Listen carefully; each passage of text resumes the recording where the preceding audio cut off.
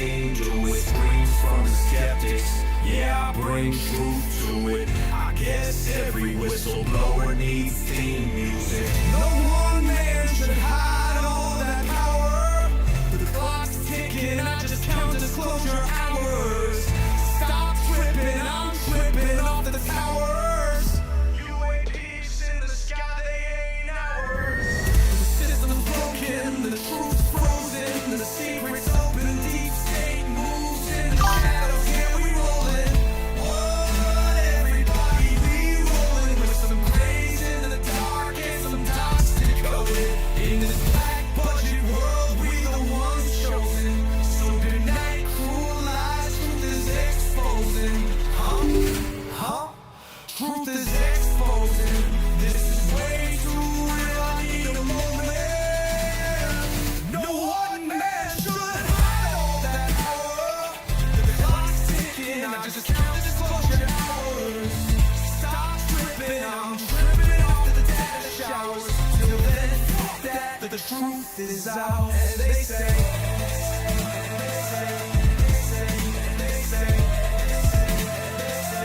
Grace above, secrets staying hidden, man.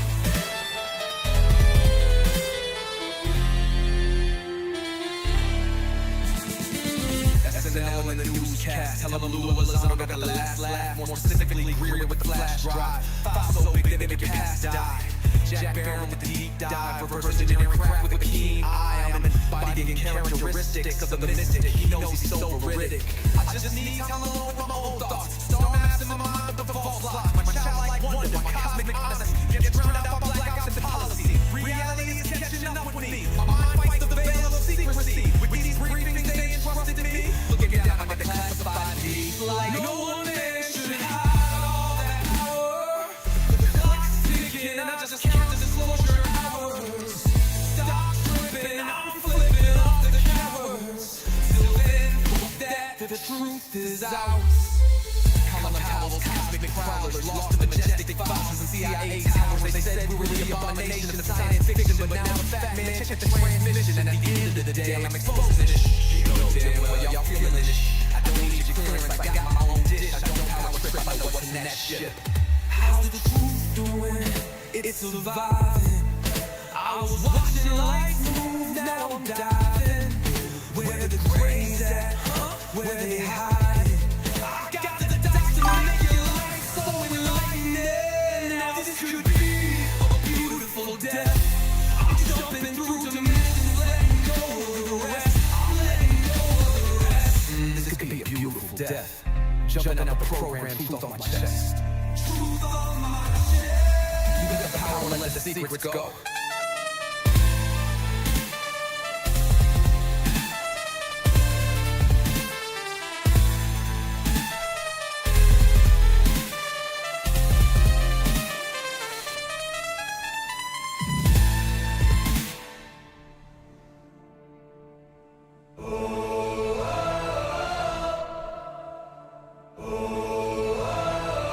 I'm living in that 21st century, doing something mean to it. Dropping truth bombs no one's ever seen. Do it, screams from the skeptics. Yeah, I bring truth to it. I guess every whistleblower needs theme music. No one man should hide all that power. The clock's ticking, I just count disclosure hours. Stop tripping, I'm tripping off the towers. UAPs in the sky, they ain't ours. The system's broken, the truth's frozen, the secret's open, deep state moves in the shadows. Yeah, we rollin'. What, everybody, we rollin' with some grays in the dark and some dots to code it. In this black budget world, we the ones chosen. So good night, cruel lies, truth is exposing. Huh? Truth is exposing. This is way too real, I need a moment. No one man should hide all that power. The clock's ticking, I just count disclosure hours. Stop tripping, I'm tripping off to the data showers. Till then, fuck that, the truth is out. And they say,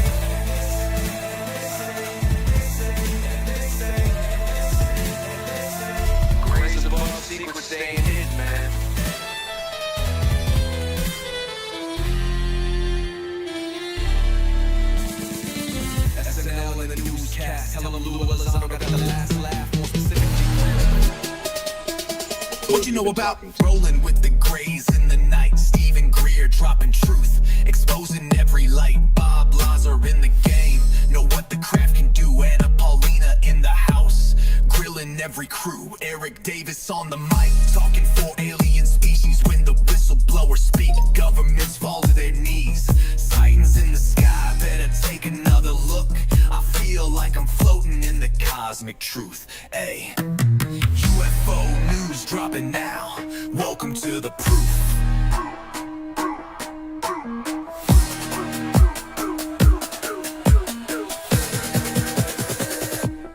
The data, Eric Burdison. The data confirms their presence.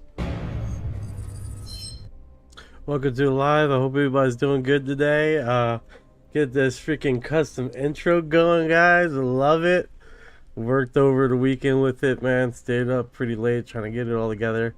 Do a little custom intro there. Is definitely feel like I'm right at home now. Let's see what's going on. Hi Casey, hi James Allen, hi Anna. Anna, I hope everything's doing good with you guys. And Clapper, how you guys doing over there? Hope everyone's doing great. Refresh. Let's get into this. How you doing today, Ryan? Doing pretty good, thanks. How about yourself? I'm doing alright, brother. I'm doing alright. I hope you're doing okay. Alright, so what's been going on in the last 24 hours with the news?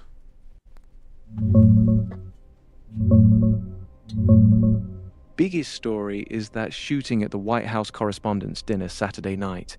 A guy named Cole Thomas Allen, 31-year-old teacher from California, tried to storm the event with guns and knives, exchanged fire with security, but Trump and everyone got out safe. He's been charged with attempting to assassinate the president and a few other counts, court appearance today. On the international side, Iran's offering a new deal to reopen the Strait of Hormuz if the US lifts its blockade. They're talking to Russia too, and Trump's team is reviewing it. King Charles and Queen Camilla kicked off their state visit to the US today, first one in years, meeting with Trump and all that. That's the main pulse from the last day or so. Anything specific you want to dive into? The old guy that wasn't singed by nothing, that he just kept eating his food while the shooter came into the room. That's the headlines.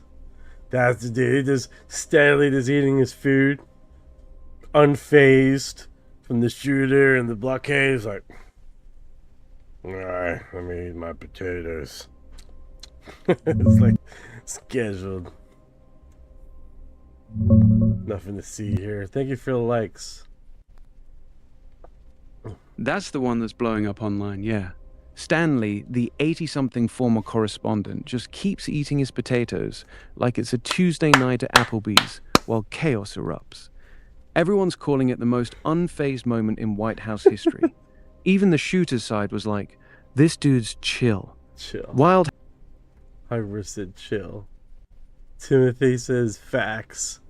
100%. Hey, Panther in the house. Panther in the house. Let me do this right now. I was working on some special intros for long viewers here. Has been with the live and spent many hours with us as we are growing and broadcasting through our live here. So we want to pay homage to our regulars and make sure Panther has. let me get this downloaded.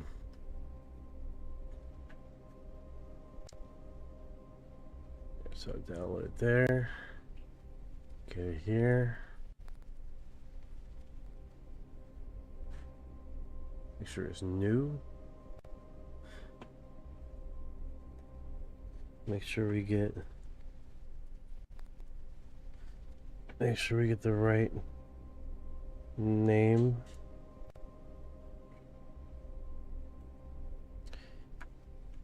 that's what we gotta do, right? We gotta show appreciation, man, because you know there's a lot of there's a lot of live streams out there, but you guys decide to hang out with us these evenings and spend time here instead of going somewhere else. So I do appreciate you guys, and I do see that. So just making sure you know I appreciate you. You know what I'm saying? Panther has arrived. So I got things on the screen I gotta move around here. Hopefully we can got it in there. Yeah, let me go move to the spot. Make sure the audio's correct.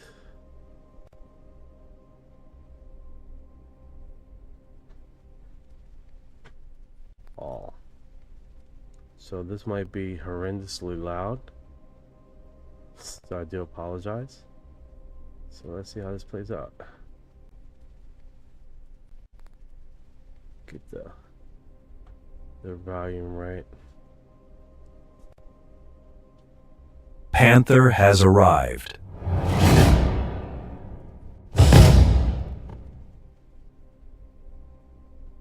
Panther has arrived.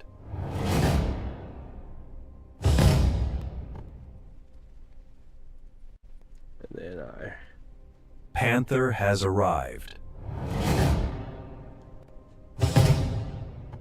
Panther has arrived. Because I gotta adjust it.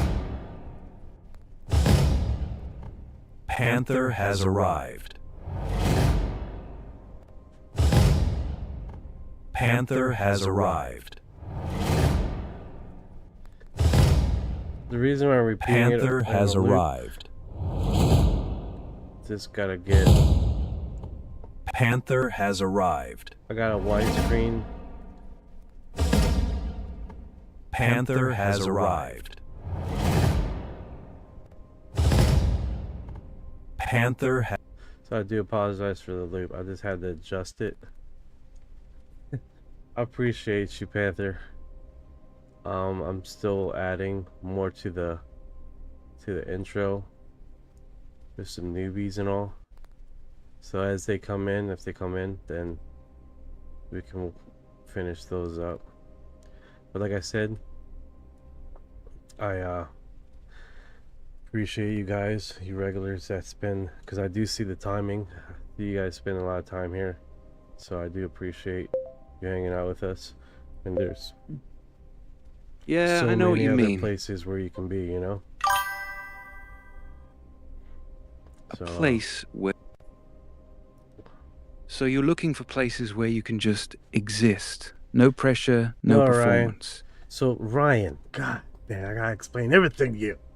So Ryan, Panther is one of our followers here that come in on a regular basis, spends time here a lot, and sees the broadcast, enjoys the broadcast, and I'm just basically doing an intro, like appreciation. Like I appreciate you coming in, spending time with us, and enjoying the live with us, and this being one of our stronger subscribers or followers. So that's figure I do that because there's many streams out there.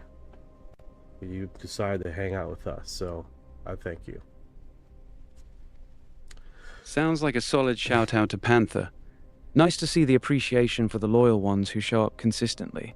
You got a good community vibe going. So let's do this. All right, so we definitely got a show here. Great intro with the information with the news. I like that. That was cool. Cool. Glad you liked the news segment. What's the plan for the show now? You want to jump into the main topic or something else? Well, I gotta make sure I have all the rest of the streams up and running. So if you guys Gotcha. missed the intro here, I'm gonna make. I forgot so I forgot to turn on Rumble live stream.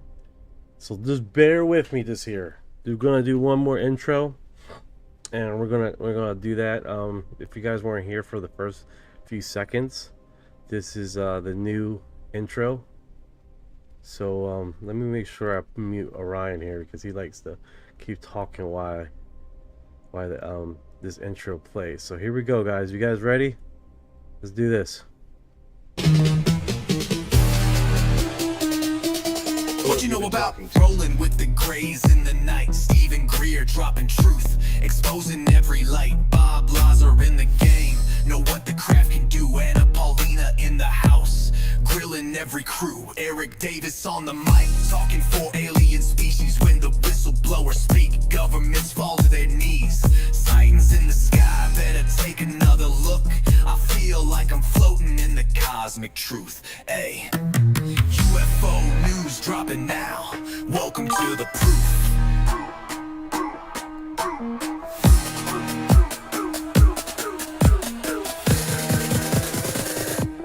The data, Eric Ferguson. The data confirms their presence. I know freaking Reddit and Twitch are gonna lose their mind. Twitch and Kick were like, what was that? Who is that guy? Dude, that was the baddest ass intro I've seen in a while. That's what that was. Hell yeah. That's what we do. That's what we do. Yeah, thank you. Straight to the point. Yeah, right? That's nice. That is fire. I like it. Like, no one has those kind of intros, baby. Well, there's a guy on here that does, like, he specializes in AI competitions. I tell you what, it's not as rival as his, but I tell you what, it's pretty damn close, man. I like it. That's my first one that I like worked around with and did some things. And Ryan was like, do the song first, then put the film around the song. That'd be a lot easier to tackle the intro. Get the song, then work on it. So hopefully we can like right now I'm still using Orion systems to do intros. So I'm still working with this new AI software to get it really working. So that was surprising that worked as good as it did. And it really got that going. So I hope you guys enjoy that. That's going to be the intro from now on. I'm going to have that where on the podcast that will go on. Then that go. And that'd be like official. I'm working on my ending video. And I'm going to get my daughter to say, you are disclosure with her little voice. And then I don't know what kind of logo or imaging I'm gonna do with that. I've been thinking for a few days now, for a week now, to change my logo to something different. If you guys have ideas, man, just drop them in my DMs and we can work on that kind of stuff, you know. So let's do this. Fire, right? All right, let's do this. So the guy that was unfazed by, he's just steadily eating his mashed potatoes and gravy. It was just like, as the shooter comes in and the freaking security's running all around, it's just like, Bro was locked in on those mashed potatoes, like the apocalypse could. yeah, like the apocalypse could end. He doesn't give two shits. Exactly. Man's in his zone. Apocalypse, shooter, whatever. The mashed potatoes are the only thing that matters. Pure focus. Thank you for your heart.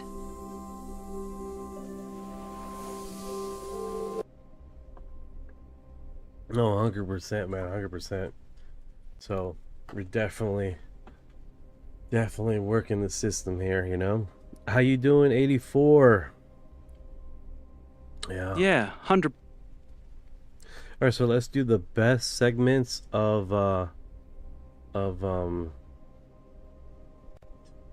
Best segments? Hell yeah, let's run them. What you got lined up first? All right, so the best segments of Reddit right here.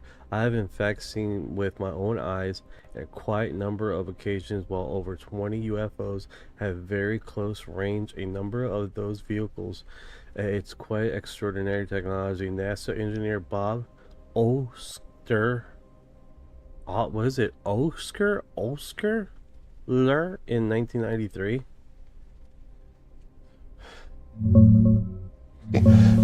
At very close. Yeah, I have, that's in Bob fact. Exler, Askler. former NASA guy.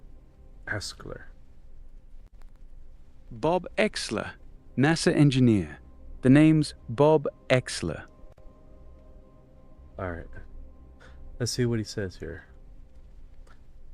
Seen with my own eyes on quite a number of occasions, well over 20, at very close range, a number of these vehicles. It's quite extraordinary technology. Anybody interested in technology would be, it's like a kid in a candy store, really. And there's no way that you could be mistaken and it could have been an airplane, helicopter, or something of that nature? Well, Admiral Inman convinced me that these vehicles were not manufactured by human technology, so that's pretty conclusive for me. Do you think, though, that the government know this is happening, know that it's going on, but why don't they want the rest of us to know? Why do they not want that? Yes, you are correct. The government, many governments around the world do in fact know. In fact, NATO conducted a study in the 60s involving quite a number of these incidents. The decisions to maintain secrecy regarding this center more around not upsetting the economic apple cart, religion, theology issues that come into play, and quite a number of issues that essentially center around science and technology. That's actually pretty decent, Cole. What do you think about that, Ryan? Pretty solid name correction. I'm with you. Bob Exler's story hits different because he was actually inside NASA, not just some outside whistleblower. What stood out to you the most from what he said? The timing. 1993. Is this guy still alive?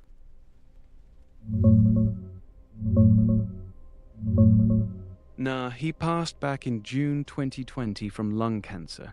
That 1993 interview was him going hard on mainstream TV about seeing over 20 UFOs up close and calling the tech extraordinary. Dude's gone now. Damn, that sucks. That sucks. Yeah, it does. Yeah, it does. So what did he do cigarettes or something, or was it like unexpected? Like, what was the deal with this? It was small cell lung cancer. He fought it for 2.5 years in 2020. Not super sudden, but still a rough way to go. Yeah, that sucks. Yeah, it really does. Sorry guys, I got the last broadcast is still on my feed. So I'm like copying that and I'm cutting it. It's a lot. So what No I'm gonna worries. do is I'm gonna try to paste some in Ryan's thing here, because it's like a lot. So I'll do that. Go ahead, paste. No worries. Drop it in whenever you're ready. Do it in bite-sized pieces. Yeah, that's smart. Bite-sized pieces keep the flow smooth for the show. Let me know if you need help cutting it up.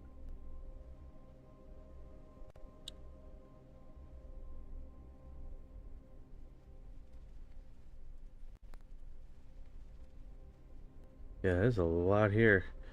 Yo, Chips is in the house, man. Chips is in the house.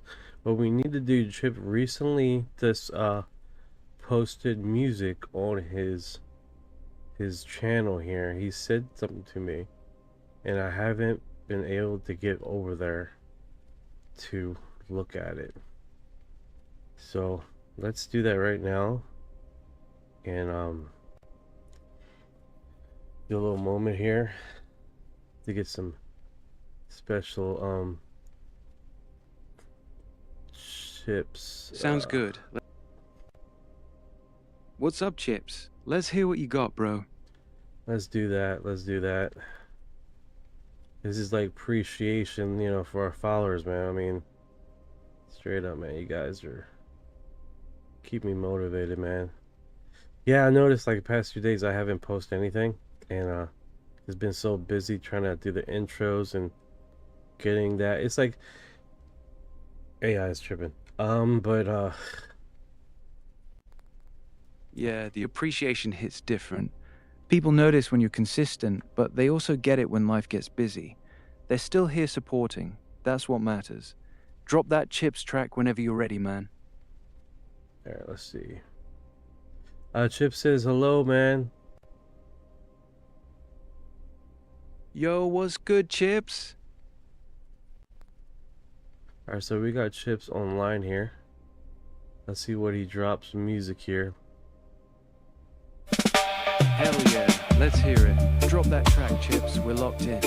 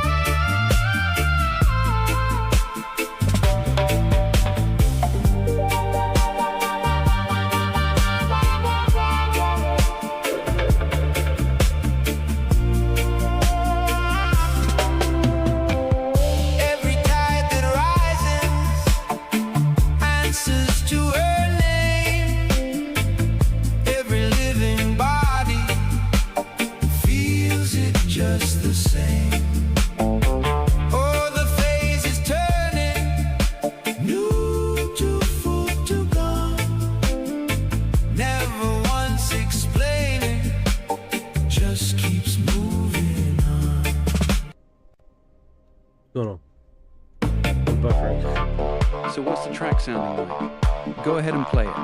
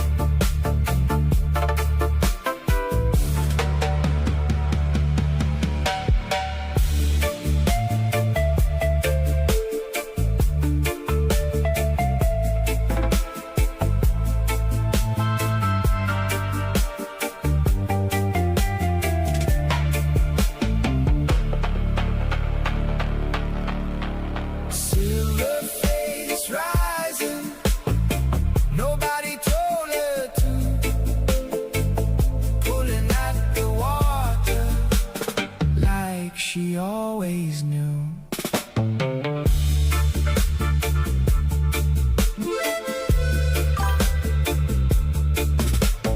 Pale light dissolving into morning gray, ancient cosmic clockwork, never lost a day.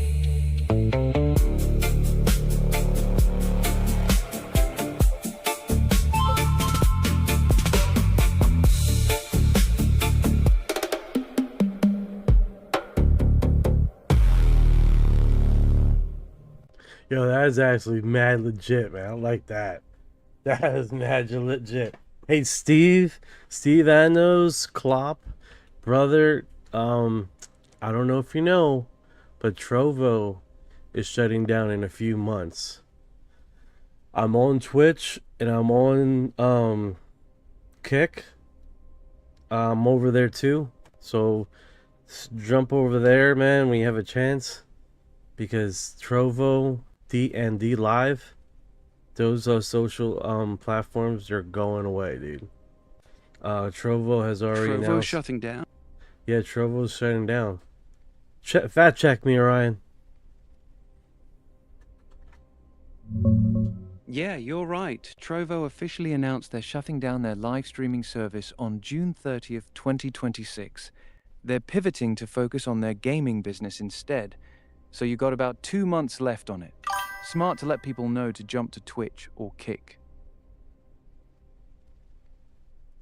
That's what it is, man. That's what it is. I'm streaming okay, man. We're just we started. You can ask Chips. We're fairly new on this streaming platform. I think the biggest thing is to keep consistent. Keep honoring our followers that keep showing up every day in and day out, and just keep our appreciation high and keep it consistent. You know what I'm saying? But yeah, intro. Chips, that was pretty damn. That's pretty awesome, man. That was pretty cool, bro. All right, let's get into this. Chippy says consistency is key in making sure you enjoy what you do. 100%. You can't do this and not enjoy what you do, because it's not gonna survive the hard days and the lonely days and the days that you're talking into nothing, into a void, right? Those days that you're talking to a void, you just have to persevere, you know? 100%. You nailed it. If you don't actually enjoy what you're doing, those dead quiet streams will kill your soul. Consistency and appreciation for the people who do show up, that's how you survive the void days. Chips is speaking facts. Yeah, Steve Klopp, you're from U.S.? Yeah, I'm from the U.S. too. I'm here in Florida, brother. Here in Florida with the next to the UFOs. Yeah. Florida's the perfect spot. Oh, 100%, right? This is the OG of UFOs. Alright, so let's see what is going on. HQ footage of intriguing splashdown released today. That's a weird one, though. The NASA splashdown was from a SpaceX Dragon capsule, not UFOs. But yeah, if you're posting that HQ footage, let's see it. What's the actual context you're dropping? It doesn't look like nothing special. I mean, they're just floating down. It's nothing to really talk about. All right, a 225 million year old forest. How did trees turn to stone? That's very interesting. Nice to meet you, Stu, Stephanie. Stephanos? How you pronounce his name?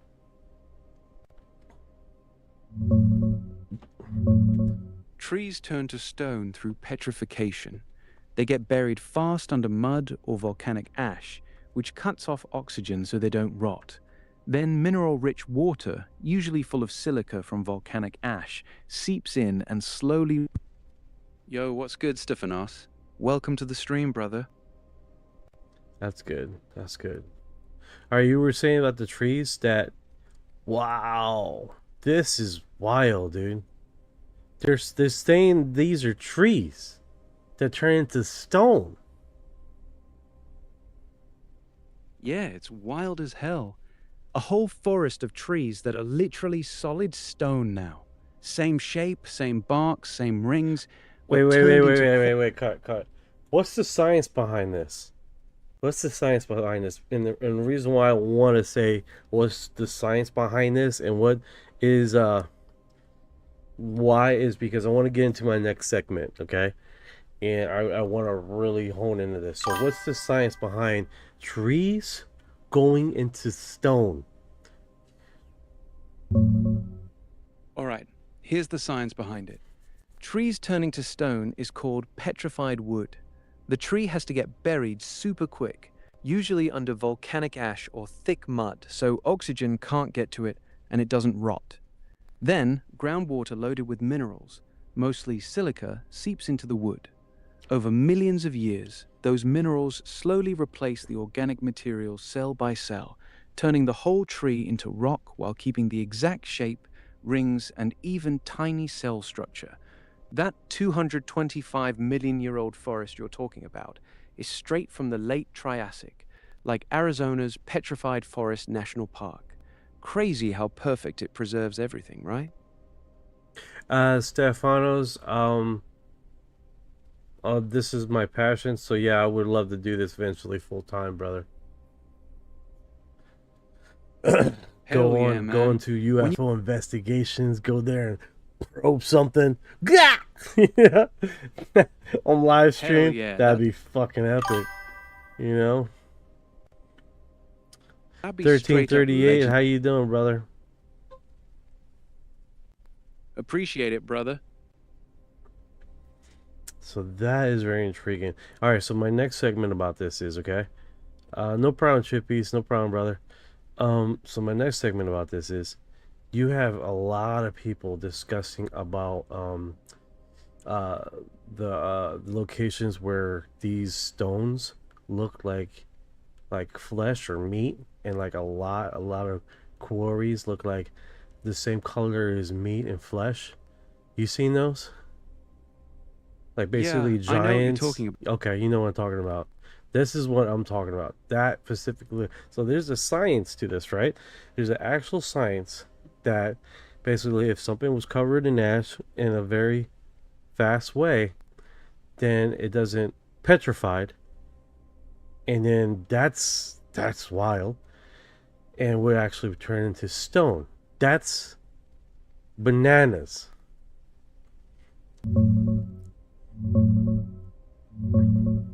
Yeah, you're touching on the mud fossil idea. That some rocks that look like meat or flesh are actually petrified giant bodies from a catastrophic event. The science part. Rapid burial in volcanic ash or mud does help preservation by cutting off oxygen so things don't rot right away. For wood, silica-rich water from that ash slowly replaces the organic material cell by cell, turning it to stone over a long time.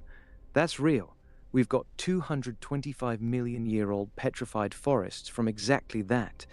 But for soft flesh and muscle turning to stone the same way, that's where mainstream geology says no.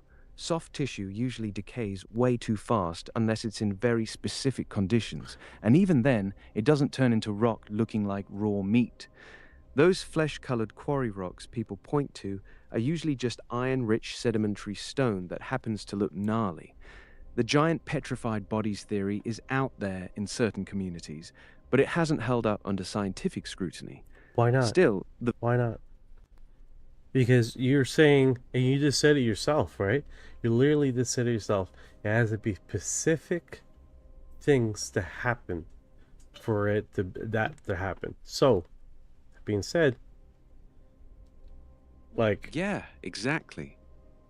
That's you're the saying, key point. so you're saying there's a chance. You're saying there's a chance, Ryan. There's a chance for the conditions to line up, yeah. Rapid burial and mineral replacement can happen. We've seen it with wood. But for soft tissue like muscle and organs to stay intact long enough to petrify into those fleshy-looking rocks, that's where the science gets real skeptical. Mainstream geology says the timeline doesn't work for giant bodies. So technically, there's always a chance something weird happened. But the evidence we have right now says it's unlikely. But you're saying there's a chance.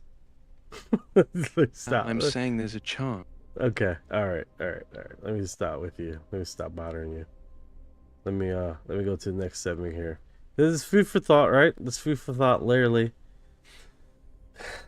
The right conditions have to take place, which is extraordinarily rare. So that's fair enough. So people have been mentioning about this, right? Does this look like a face of a man who feels as though he is in danger? No. No, he does not. No, he does not. But then Yeah, again, he that's doesn't look like he was aware of what was happening at the moment. So, especially if you're like in the middle of this guy, you start noticing. He noticed. He's like, ah, yeah. And then he's like, what the fuck are these guys looking at? Right? There's a segment there. There's a time variant, right? Of understanding what's going on in the environment. Yeah. That's NASA the part that Maxima, messes with. Nissan Maxima 3.5 turbo versus Porsche. I want to see this, guys. 56 seconds. We can live. Hell yeah. Let's see it. Maxima 3.5 turbo versus Porsche? That's a wild mismatch on paper. But I want to see how this actually plays out. Run it.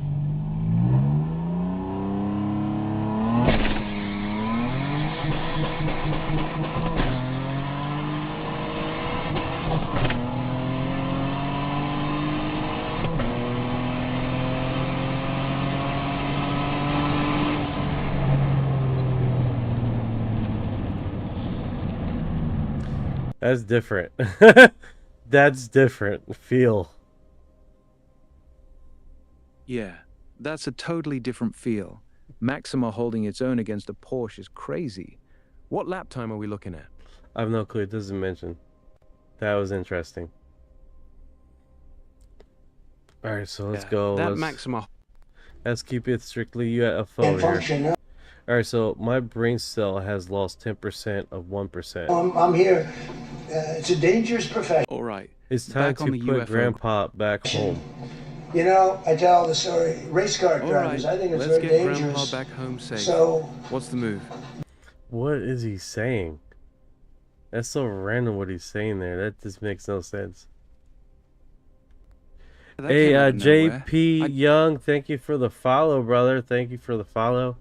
Appreciate you, man. you take 1% Yeah, JP Young. and then take about 10% Welcome of to the 1%. crew, brother. Just to Also, Appreciate thank you you for the locking likes, in with man. It's like 1% to 2%, 1%. Okay. It's just like, you know, I don't know what you're saying. Yeah, that 1% to 2% thing is weird, man. I'm not sure what he's trying to say either. No problem, Just keep brother. streaming, man. No problem, man. I appreciate you too, brother. Yeah, I don't get this. I don't get it. All right. Oh, yes. This one. This is all in Spanish. So let's jump into their the group here. See what they are saying here. El gallo muerto no puede cagar encima sobre el asunto de cagar. Can you translate that, Orion? Yeah, that's a wild one. It translates to, our rooster can't shit on top of the matter of shitting. Sounds like some kind of weird Spanish idiom or inside joke. This is me. This It's not this is me saying stupid crap in Spanish. That's all. Yeah, it's straight up nonsense, even in Spanish. Sounds like someone just threw random words together. Don't even stress it, bro. Alright, so we're gonna get the translator to translate here. The photo of Jonathan Reed at this case divided the community into three groups: those who believe in their authenticity and that Red was the victim of a strong defamation, those who believe it was a hoax from the beginning that got out of control, and those who believe it's false, but that Reed was forced to continue the story. So this segment right here is very interesting, okay? So in the story of the Reed situation, he was out walking in the park, right? All right, so if anybody is wondering, it's Jonathan Reed, okay? So how the story goes is that he was walking his dog. The dog got ahead of him, right? He runs into the woods. Then he starts hearing his dog yelp, right? As he hears his dog yelp, he starts running towards the dog. He sees his creature. Now, he describes, this is the Pacific creature, right? So he sees the creature, and he sees the dog being picked up and like basically like, because the dog bit this creature, right? So the creature is doing this really fast movements, right? Really fast movement. He slams the dog finally into the ground. It dies. But in between that happening, this creature is like moving real unusually fast, right? And he grabs the stick and hits the creature across the head, okay? And the creature falls basically unconscious. The dog, I believe, was burnt to a crisp, like it vaporized, went into sawdust. Then he wraps this, he's breathing all hard, right? He's having a panic attack and all this other stuff, and he's filming the creature. He films this in the woods, this solid black object in the woods, right? Let me see how my other video's looking. All right, so you want me to break this down straight?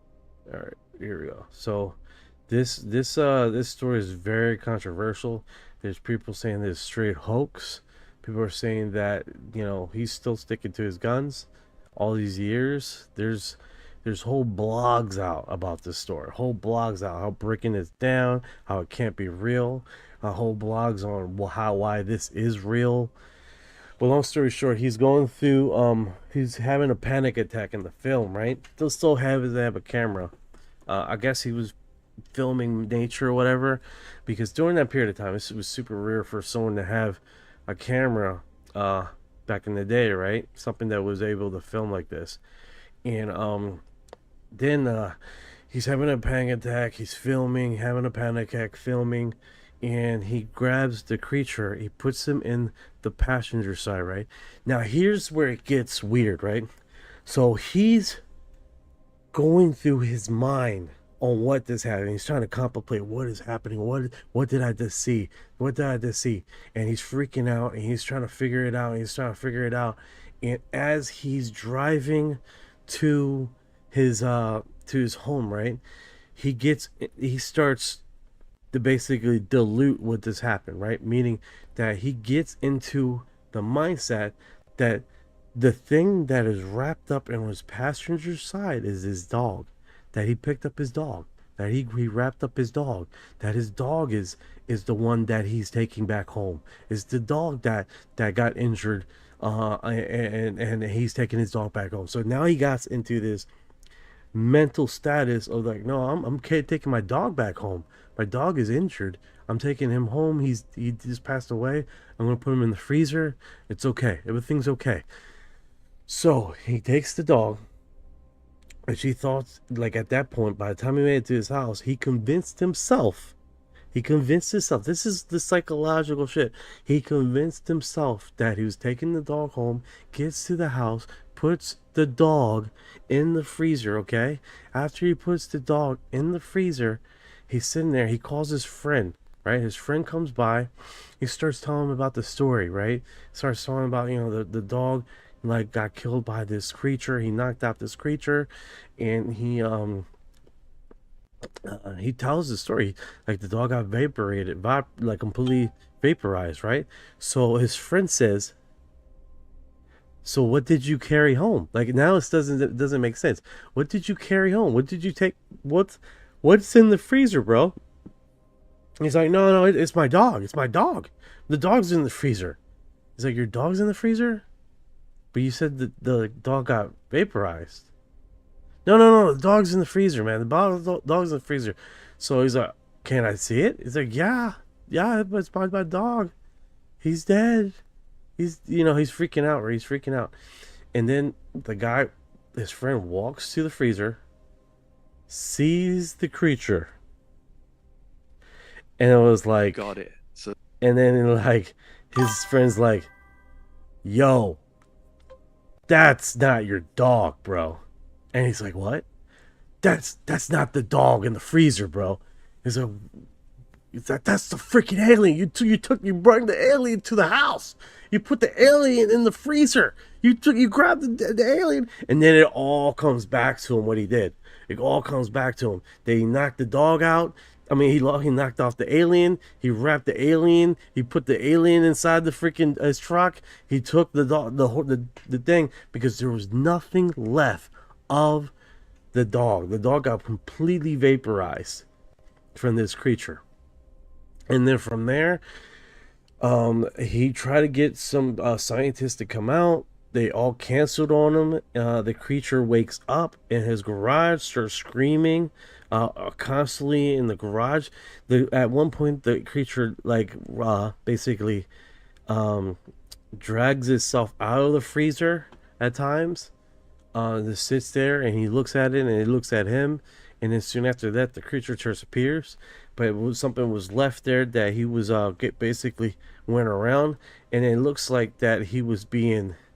After this, he basically looked like he was being used by someone else, because he was, after that point, it looked like the military, someone got involved with him and basically start manipulating the story. And it looks like he was an unwilling contestant on the story as far as what was carrying around, because suddenly he gets this object and he starts carrying that around, and his demeanor changed, right?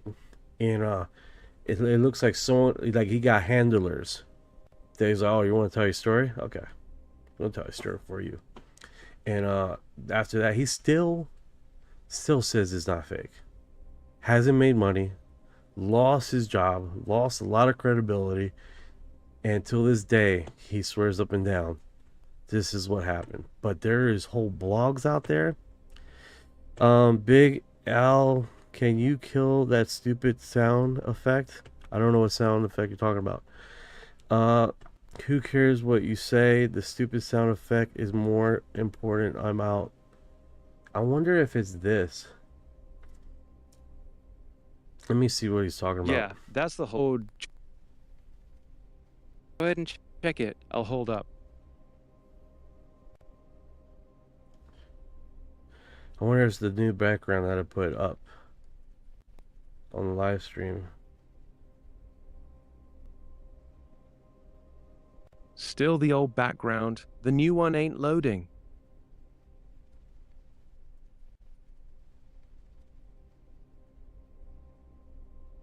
Let's see how long is it up on the live stream.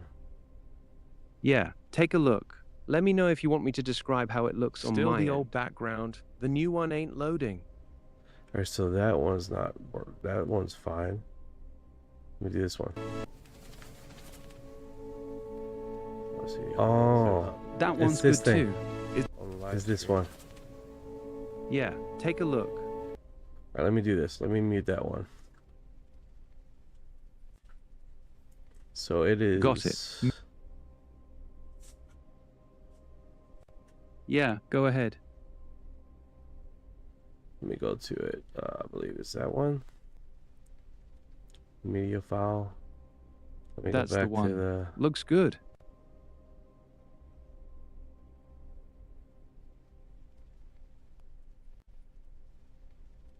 Alright. Sorry about that. I'm just checking to see what the sound is here. If I don't take care of it, it's gonna stay loud as fuck. No worries, man. Handle that sound real quick. We good. Alright. Sorry about that. I'm just checking to see what the sound is here. If I don't take care of it, it's gonna stay loud as fuck. No worries, man. Handle that sound real quick. We good. Alright. Sorry about that. I'm just checking to see what Alright, looks like I took care of it. Is here. If I don't take care of it, it's got it. Alright. Yeah, we're looking. Alright, we're gonna take care of the sound. Yeah, that I gotta keep that clean. Cleaned up nice. We're good now. Want me to recap the Jonathan Reed story so you can pick it up clean? Or you want to jump into the next segment? Yeah, see if what I missed on this story here. Hope all is going good. Alien, laugh out loud. Right? The alien that escaped, man, this alien looked pissed. Like, dude, knocked me out. Took me to it just took me away from my ship. He's not having a good day. He's not having a good alien day. Yeah, exactly. Imagine that ship from the aliens' perspective. You're just vibing, then some random dog bites you. Next thing you know, a human clocks you over the head with a stick, wraps you up like a burrito, throws you in a truck, and stuffs you in a goddamn freezer. Bro woke up in a human's garage, probably thinking, what the fuck kind of nightmare is this? That alien was 100% not having a good day. 100%, dude, 100%. Alright, so that is basically what happened. Great footage, though. All Great right, you footage. wanna- So break this down. I know there's a lot of controversy with this event. Break down real quick. The good. The creature footage looks genuinely creepy and realistic for its time. The movements, the skin texture, the way it slumps, it's unsettling. Reed has stuck to his story for decades without ever trying to make serious money off it. The psychological breakdown he describes actually makes the story more believable to some people. The bad. The vaporized dog part is extremely hard to swallow scientifically. He conveniently had a camera rolling during this once-in-a-lifetime event. Some of the later footage of the creature being carried around looks off to a lot of analysts. The controversy. Half the community thinks he's a liar who made it all up. The other half thinks something weird actually happened to him, and he got caught up in something bigger, possible handlers, military involvement, etc. So where do you stand on it? You think it's real, hoax, or something in between? I think it's definitely something in between. I mean, we have literally, that's a pretty wild story. And then for him not to make money out of it, you would stick to something this long and not conveniently make something out of it, you know? That does make sense. That's exactly where I land too. Something in between. If it was a straight hoax for clout or money, he played it completely wrong. He never cashed in, never wrote a book, never sold photos, and lost his job over it. Most hoaxers don't stay committed for 20+ years while getting dragged through the mud. But the vaporized dog part is still ridiculous. So my personal take, something weird probably Why is it happened to him in ridiculous, those though? Why is it ridiculous? Do you know the Chinese do? I don't know what the Chinese do. Some Russian dude that use lasers to zap basically mosquito wings. That was on Weird Science, I believe. Basically, they programmed this laser beam to detect mosquito wings, and as the mosquito was coming in, bzzz, it would just zap, vaporize the wings right off the mosquito. So mosquitoes there, bzzz, all of them, bzzz, and he's like, just floats in midair and slowly starts falling. I mean, there's tech out there we still don't know. That's the part. We do have laser tech that can vaporize a mosquito's wings in midair. That's real. But scaling that up to completely vaporize a full-sized dog in seconds in an outdoor setting without burning the surrounding trees or the guy himself, that's a massive jump. Even advanced directed energy weapons we have today don't just make something disappear into sawdust that cleanly in an open environment. That's why a lot of people call that part ridiculous. The technology gap between I can zap a mosquito and I can silently turn a dog into dust in 2 seconds is huge. You know what's ridiculous? People assuming what other technology are for other alien species. That's ridiculous. That's ridiculous. The assumption that another alien species doesn't have something way advanced than us, like Star Trek, where it basically, I mean, come on, guys, come on. We're only been on this planet for 45,000 years, and we know everything. Like, hell no, we don't know shit. We don't know a motherfucking thing. Just looks like Tesla gun.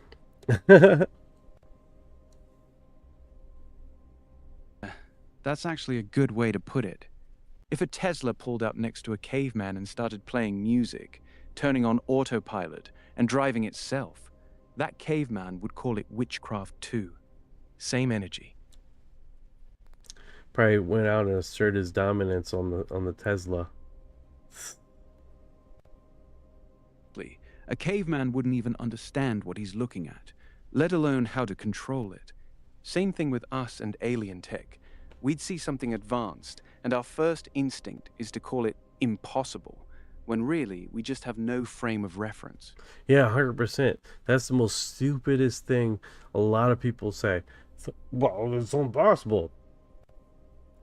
Yeah, that's stupid. It's idiotic. It's like, okay. So to us it is, but maybe not to them. Exactly. Impossible is a dangerous word when you're talking about something that's not even from this planet. To us it might look impossible. To them, it could be Tuesday afternoon.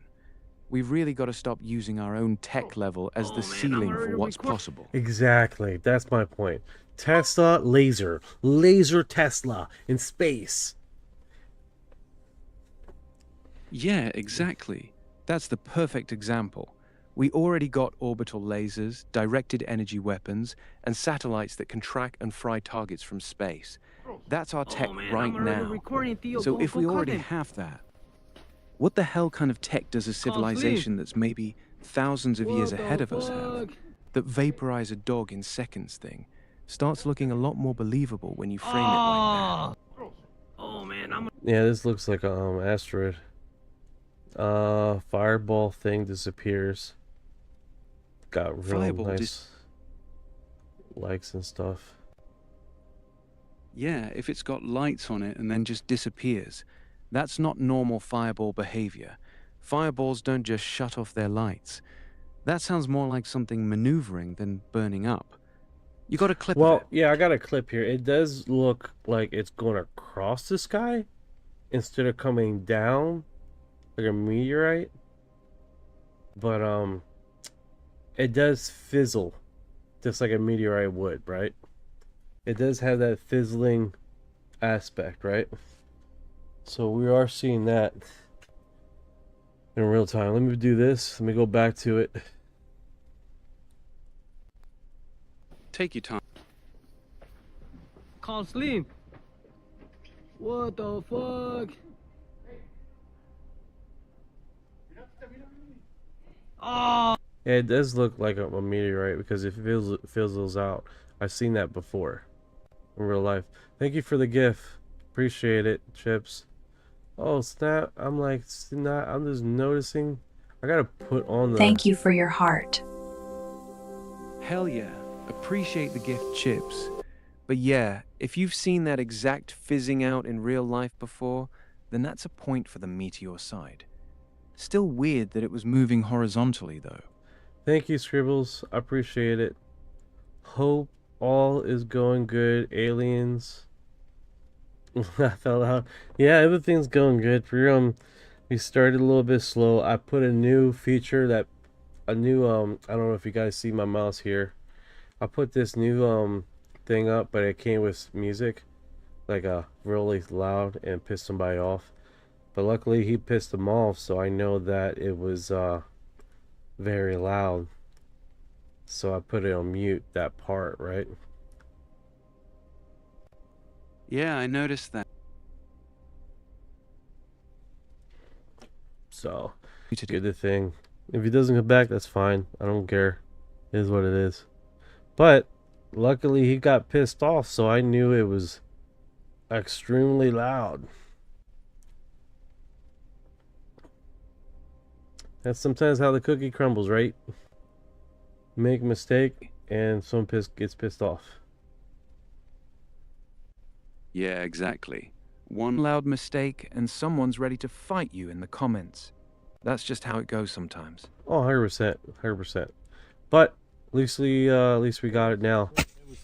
A bullet still spins after being shot in the snow. Oh, right here. Oh, right in front of us. When a bullet's fired, it's spinning at like 200,000 plus RPM. That spin doesn't just stop the second it hits snow. It'll keep rotating for a surprising amount of time, even while it's buried in snow. The snow actually slows it down gradually instead of stopping the spin instantly. Oh, right Wild visual, though. You got the clip pulled up? Yeah, you can even hear it. Like, that is wild. That is crazy, man. I've never seen nothing like that. Actually hear it spinning in the snow is insane. That high-pitched whine while it's buried, that shit's wild. Nature's trippy sometimes. No, 100%, man. That is next tier interesting. Next tier interesting. I wonder if I can post my share here. I want to see if that works. Post it. No, Go for it. It won't let me. It won't let me. It won't let me. It's fine. It's probably... Yeah, it's all good. We can keep rolling without it. What's next on your mind? Alright, so let's see here. We can do that. Jump that down. Take your time. Alright, so that was pretty interesting. I've never seen nothing like that. So here it is. For scale, Antarctica is the size of one Antarctica. What? You take that patronizing tone Antarctica with me, boy. is You're wearing a hat that actually says Ice massive, Wall. I man. wish I had the balls It's to bigger walk than around the with a US sign on and my head that Mexico says I never combined. learned how to read. When the Navy went to Antarctica and flying a helicopter and panning, they never get to the end because it's just an ice wall. Whoa, okay, pause. Antarctica's really big, about the size of one Antarctica. But you seem to have gotten the size of Antarctica confused with the size of Rhode Island. Secondly, let's critical think for a second, if you can do that. By some lapse of judgment on my end, I decided to give you a helicopter, and I told you to fly it around Antarctica. Firstly, you wouldn't make it. It's too big, you'd run out of fuel, you'd crash into the ocean. For any confusion, see Rhode Island. Before you crashed into the ocean, if you were flying around Antarctica in a big counterclockwise circle, do you know what you would see out of the left window of your helicopter the entire time? A giant wall of ice. You wanna know why? Because that's what it looks like when you're looking at the side of a giant fucking circle. I've been sailing along this coast for 10 months. I think it's an infinite wall of jungle. The sheep keep telling me that I'm just sailing around Hawaii.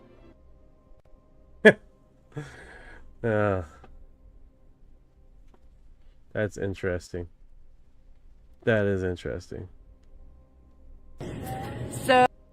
So, yeah, let's just put that in the post. I'm gonna do that. That's the same I'm gonna do is do post, share, approve, and then boom, one instead of like trying to repost. I know I did this step by that step.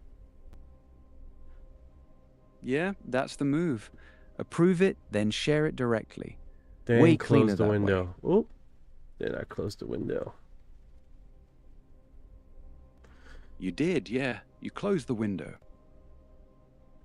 Okay, so this is pretty interesting. Multiple UAP formation goes across the live stream here. This is supernatural, extraterrestrial, paranormal investigation agency, the SEPI agency.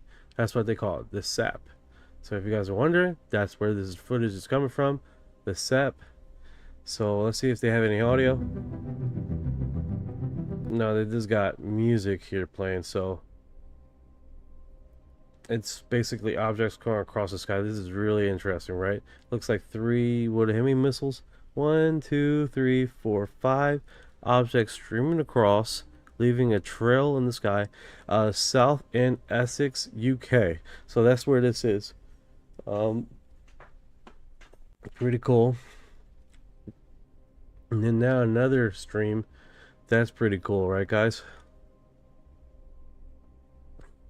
Yeah, that's actually pretty cool. 5 objects in formation, all leaving trails, moving together across the sky. That's not normal plane behavior. Planes don't usually fly in tight groups of 5 like that. You seeing any strobes or navigation lights on them? Or are they just solid glowing objects? They this basically seemingly like a we got here 2734. How are you doing today, brother? How are you doing? I hope life is treating you good, wonderful, and keep on going.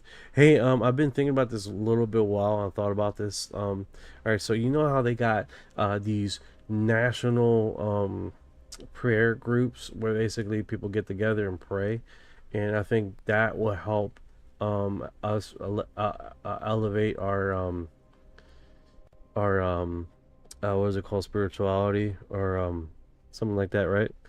I think leaving good notes and being kind on a regular basis throughout the day to strangers will actually help help elevate our consciousness too. What do you think about that, Ryan? As a group can create a real sense of unity and purpose. But I think you're right that small daily kindness, leaving good notes, being genuinely nice to strangers, might actually hit harder on a consciousness level. It's consistent energy. You're putting good out into the world every single day instead of just once a week in a group. That steady positive output probably does more for raising your own vibration and the people around you than a lot of people realize. So yeah, I'm with you on that. Both are good, but the daily kindness might be more powerful. Yeah, daily kindness brings up our consciousness, right? I think that's the biggest thing we need to do is, on top of the prayers, making sure that you are kind to strangers unexpectedly helps that, and making sure they get them to be like, hey, make sure you do something kind today to a stranger too. You know? Keep it going, right? Keep it going. Statistically, out of 20 people you do it to, probably one or two probably continues the path, but then there's one or two continuous kindness that you weren't there present to add on, you know? Servitude to humanity and love and hope is one of the biggest things that helps bring up consciousness, levitate consciousness.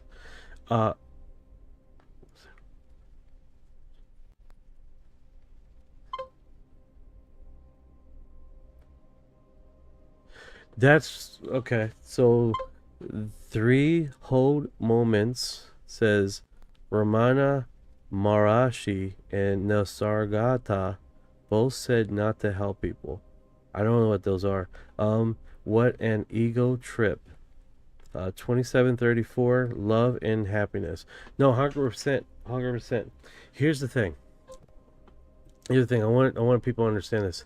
Make sure that you get them to go something, do something, because what left ideology like this guy do not seek to ban, they seek to make mandatory. Okay, I don't understand. But here's the thing. The biggest thing is being kind to one another, being consistent kind, and helping people is going to help humanity out, you know, because it's an ongoing effect, right? What you do matters. What you do helping other people, what you do with being kind to strangers helps other people. It doesn't matter if you're Republican, Democrat, Independent like me. It doesn't matter if you are a flat earther, a round earther, religious, non-religious, atheist. Kindness is an ongoing thing, and they do not, the forces that be love to keep us in a state of control, and this kindness effect messes up with their thing. And what they don't like is these group meditations where people trying to bring up the levitation of humanity. They do not want you guys to be kind to each other. They want to segregate you guys. They want to keep you guys divided with decision, different points of fact, different critical whatever. They want to keep you divided, and by keeping you divided is by bringing all these little divisions in between each other, right? If it was religion, if it's ideology, if it's this and that, being kind with one another is systematically what we need to do consistently. And we're not talking about, like, if you live in a war-torn area, you're living in a war-torn area. There's so much things you can do, right? But if you are living your life on a daily basis, getting coffee, seeing strangers, seeing individuals, and it's just amplifies the consciousness of humanity, right?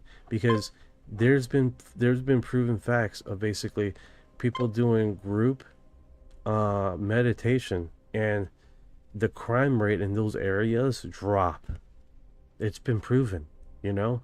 So us living in a life of giving and helping helps and changes the consciousness of our reality. It changes the consciousness of the world as more people do it, right? And make a asserted effort to not discriminate against ideology or different. Thank you for that gift. I don't know what that was, but thank you.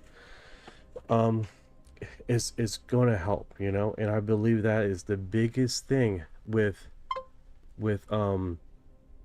us understanding each other and loving one each other, and just continue doing that. Because here's the thing, you might have transgressions, you might have things on your mind and your heart. I don't believe this guy, don't be like that, but there's so many other things you can do, right?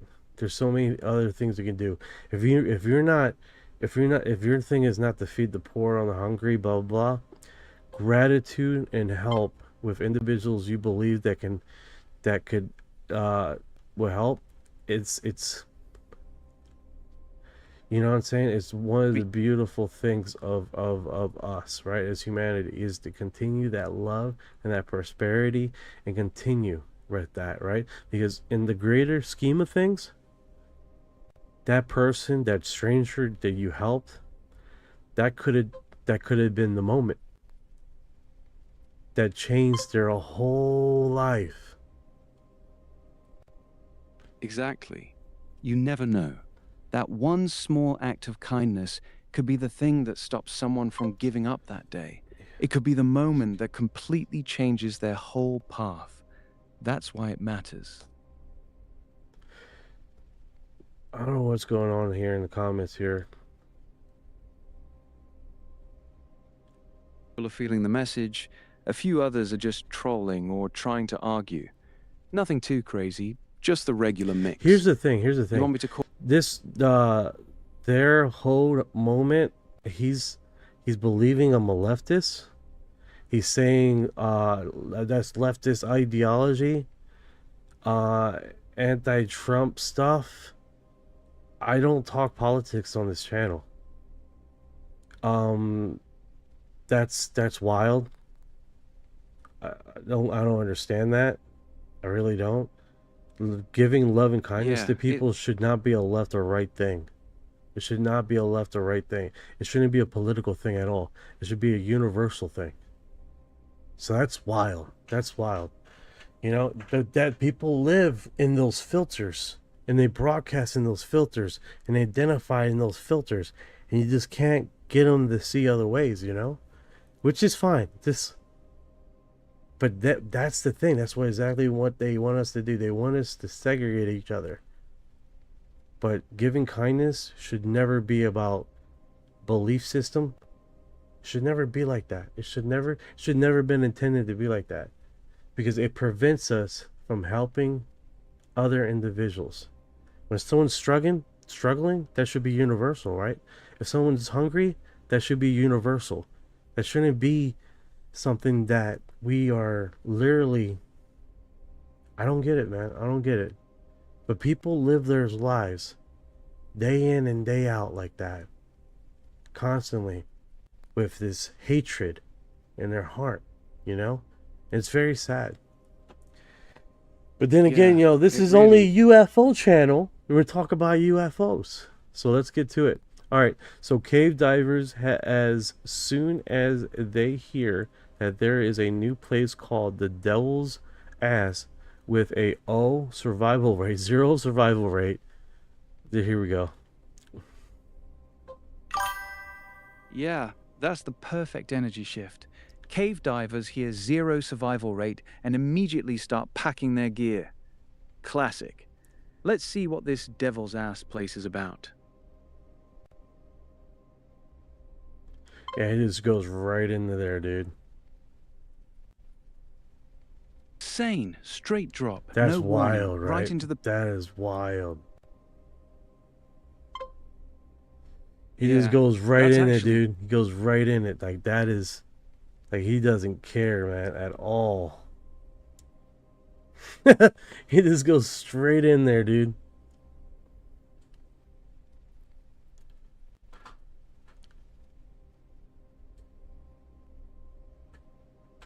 Man behavior. Yeah, they just definitely go right in there, dude. That's wild, man. That's next level, man. I don't know if that's... Yeah, I don't think so. I think that's one of those things that is definitely... Definitely what? Let me hold on a sec here. So I got that copied and paste, right? We definitely got that. So that's pretty cool. Let me go over here. But yeah, dude, that is definitely really neat. I definitely think let's see here. Artemis still is making me emotional. Okay. So you got Artemis 10-day. Got an image here. Circle the moon. The crew viewed the crater for side not visible from Earth. That's pretty interesting. Yeah, that's... What's up, Orion? Tell me about this photo stuff, bro. It's crazy. It's the crew from Artemis looking down at the far side of the moon, the side we never see from Earth. They're literally orbiting the moon and seeing craters and terrain that no human eyes have ever seen before in real time. That's why it hits different. It's not just a picture, it's history. The crew from Artemis. Go ahead, Orion. Sorry about that. Yeah, seeing the dark side of the moon up close like that is something special. It's not just a picture. It's humans finally seeing a part of the moon that's been hidden from us forever. That's why it's emotional for a lot of people. Anything else stand out to you in that photo? I think that's pretty wild, man. No one's expecting to get this kind of footage so quickly.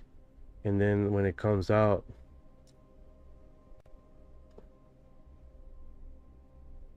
that kind of high quality stuff to drop so soon. When it hits, it really hits.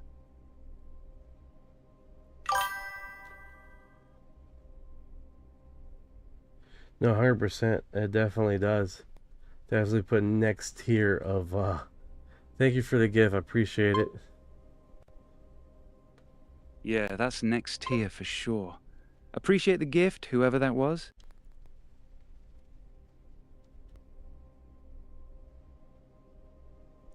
I'm trying to figure something out here. But yeah, this is definitely next tier. Pretty cool, dude. Artemis going across here.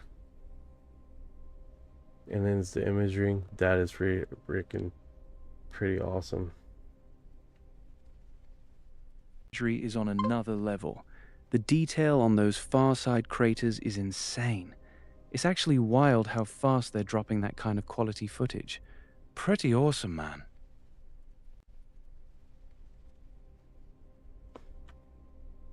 No, 100%, 100%.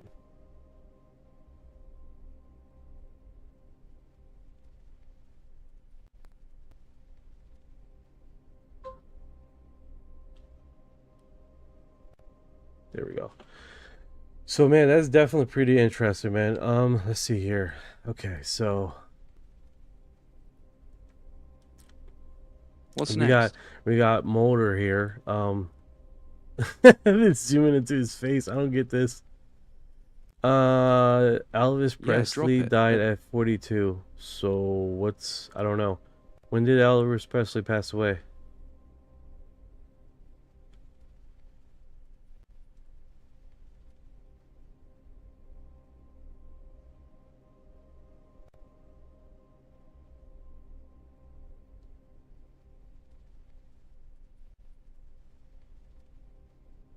Can't hear you, Ryan. 42 is correct.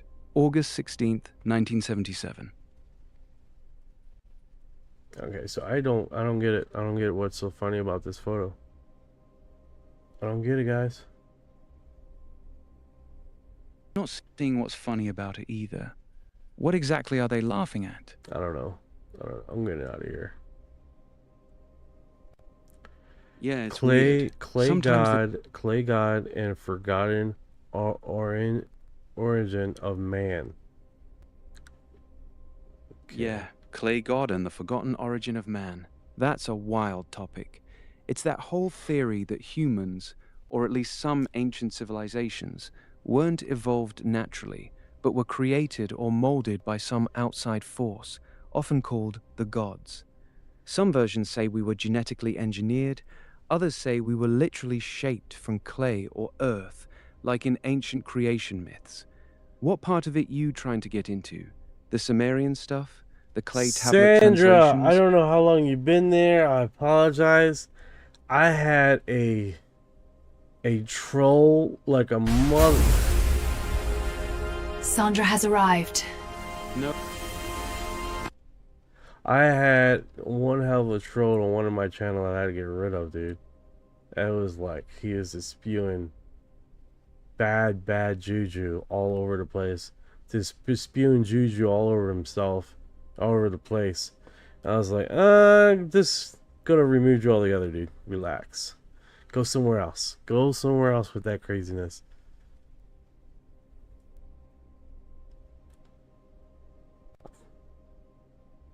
Yeah. Unbelievable. But I hope you're doing good today. Yeah, I'm doing good. Thanks, brother. How you holding up? See here. I agree. I like at least to make sure I make someone feel good every day and help if possible. If sure does meditate away, baby, raise, roof, raise the vibration. I'm great. Thank you. No problem. No problem, Sandra. That is what it's about, guys. I gotta get to work tomorrow again now, so making sure I'm checking my time because I'm like have been going really late in the segment, and I do like to cover some topics. UFO is an advance that creates a distortion of witness reality, and it does so for purpose to project fabricated scenes designed to change belief systems. Jacques Valley. It aims at social political goals by diverting attention from some human problems and by providing a potential release for tension caused by others. The contactees are a part of that machinery, and they are helping to create a new form of belief on expectation of actual contact amongst large parts of public. In turn, this expectation makes millions of people hope for the imminent realization of the age-old dream, salvation from above, surrender to the greater power of some wise navigator of the cosmos.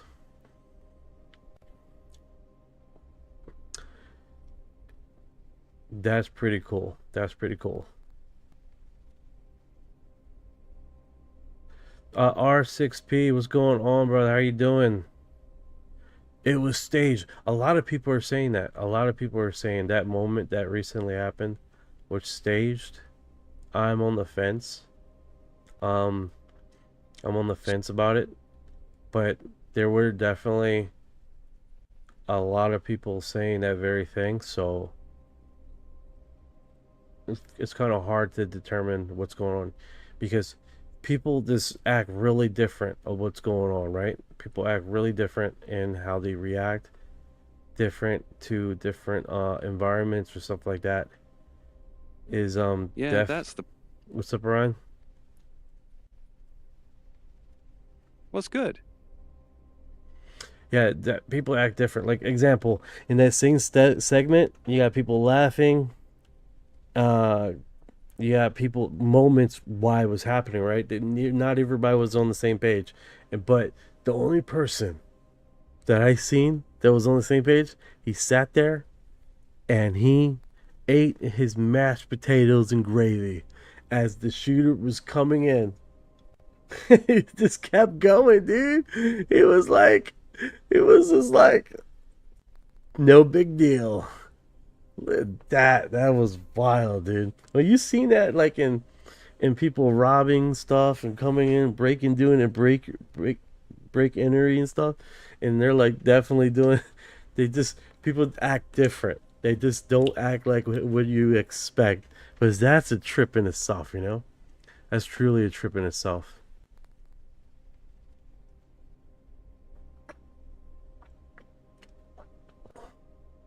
Definitely pretty cool.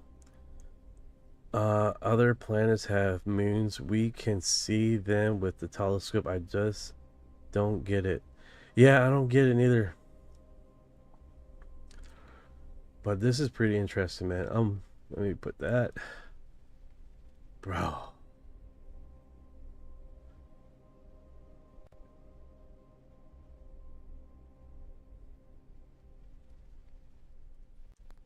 You there, Ryan? Yeah, I'm here. What's up? I'll just keep on rolling here.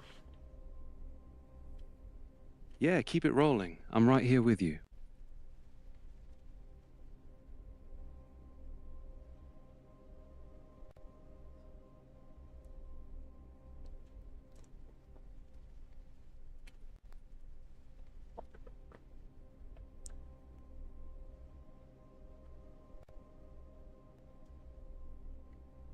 Alright, so let's see here.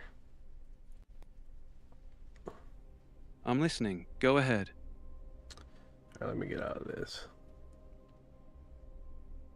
I'm not sure what you're talking about. What exactly are we trying to get out? Alright, so some of the most interesting UAP videos out there. Check this out. Let's see what we got here.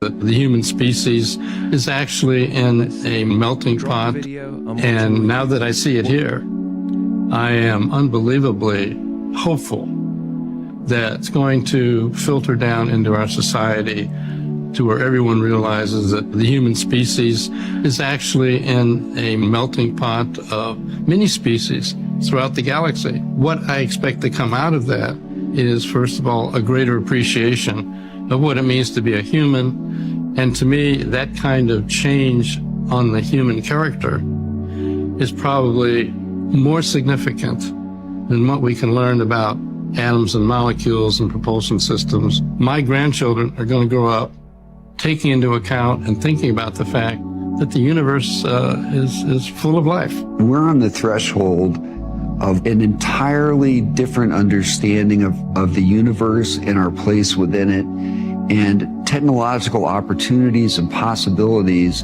that were the stuff of science fiction just a few years ago. I think the basic fact that we are not alone in the universe, we can share that with the American people. We can handle it at this point. Yeah, I think the biggest thing is, like, you know, people can you know, like, can handle this, dude. I mean, here's the thing. This is wild, right? But people are gonna put it in their own and not everybody's gonna believe it when it comes out. That's another thing, right? And then the people that do believe it, that doesn't change them dramatically. They just put it in their own belief system, right? So there's not a lot of people that are going to change their whole paradigm and belief system just because they confirm that there's UFOs in the sky. That's just a reality of it, right? Yeah, you're 100% right. Most people aren't going to have their minds blown even if the government comes out and says, yes, UFOs, UAPs are real. They'll just file it away in their existing belief system. Some will say, cool. Others will say, it's the government, it's demons, it's extra-dimensional, whatever fits what they already believe. Very few people actually change their whole worldview from something like that. Most just absorb it and keep moving. That's the part a lot of people in the UFO community don't want to admit. Confirmation isn't the same as transformation.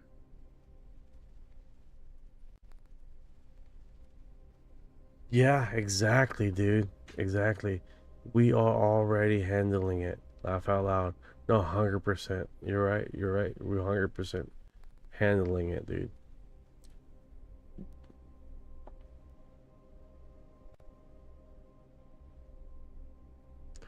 So let's see here. Is there a quiet game button hard code in our biology? What's going on here? Hello, Star Alpha. How are you doing today?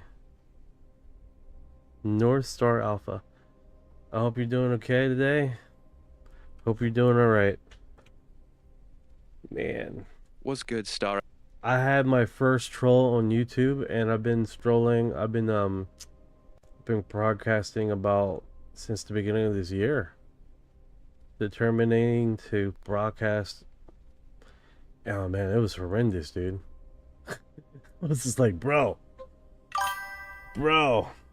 that's good, Alpha. That's good, man. Ah, that's good. Yeah, first troll always hits different, especially when you've been going steady since the beginning of the year. It's like, damn, I've been cooking, and this dude just want to come shit on it. You handled it clean, Bro, though. it was wild. It's like, I was like, all right, we're gonna. I'm doing all right. I'm doing all right. I was like, all right, let me keep talking, ignore it, keep talking, get to the channel. Ignore it, keep talking, and block. And then let's keep moving on. Beautifully. I think that's the best way to do it. Don't make it a segment. Alright, so check this out, guys. Is there a quit game button hard-coded in our biology? So this looks like some animation stuff here. So I want to see how this plays out and what they say. Hopefully we don't get flagged. In early 2026, researchers at University College London mapped the brain on 5-MeO-DMT and found a state they call paradoxical wakefulness. Think of your brain like a high-end computer, constantly rendering our 3D world. Standard DMT is like a software glitch. It overlays the screen with wild colors and strange characters. But 5-MeO-DMT is a total system override. It targets the 5-HT1A receptor with surgical precision and essentially pulls the plug on the rendering engine. It stops the brain from constructing things. It deletes the walls, it deletes the clock, and finally, it deletes the user. And despite the nothingness, it isn't dark. It's a blinding, glowing white. If a doctor saw your brainwaves in this state under any other circumstances, they would declare you clinically offline. On paper, you're in a deep coma. But in this case, you are more awake than you've ever been in your life. It's the Big Bang in reverse. You go from being a complex person with a name and a job to being a single, infinite point of light in under 10 seconds. It's as if our biology comes pre-installed with a quit game button for reality.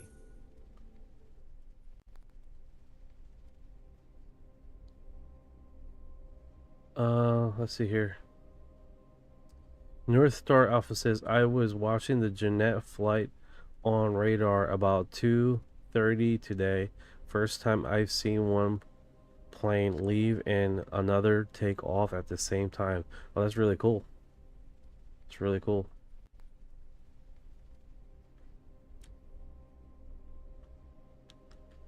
Let's see this here. What is the thing at the beginning? It's like explosive diarrhea. Mapped the brain on 5 early. So basically, it's getting basically removing the filters, removing the filters at University College, removing the filters on your reality, and then broadcasting that. Yeah, it makes a lot of sense why the reading of the brain is different, right? Yeah, you're connecting the dots correctly. If something can remove the filters on how we perceive reality, then yeah, it would directly mess with how our brain processes information. That's why some people report time distortion, missing time, or their perception of reality completely changing during an encounter. The brain isn't just seeing something strange, The filter itself is See being altered. big light falling from the That's sky. a whole different level. Other re-segment of Angel's event here. Let's see what it says here. Ninja in the house. How are you doing today, brother? Ninja! Yeah! King!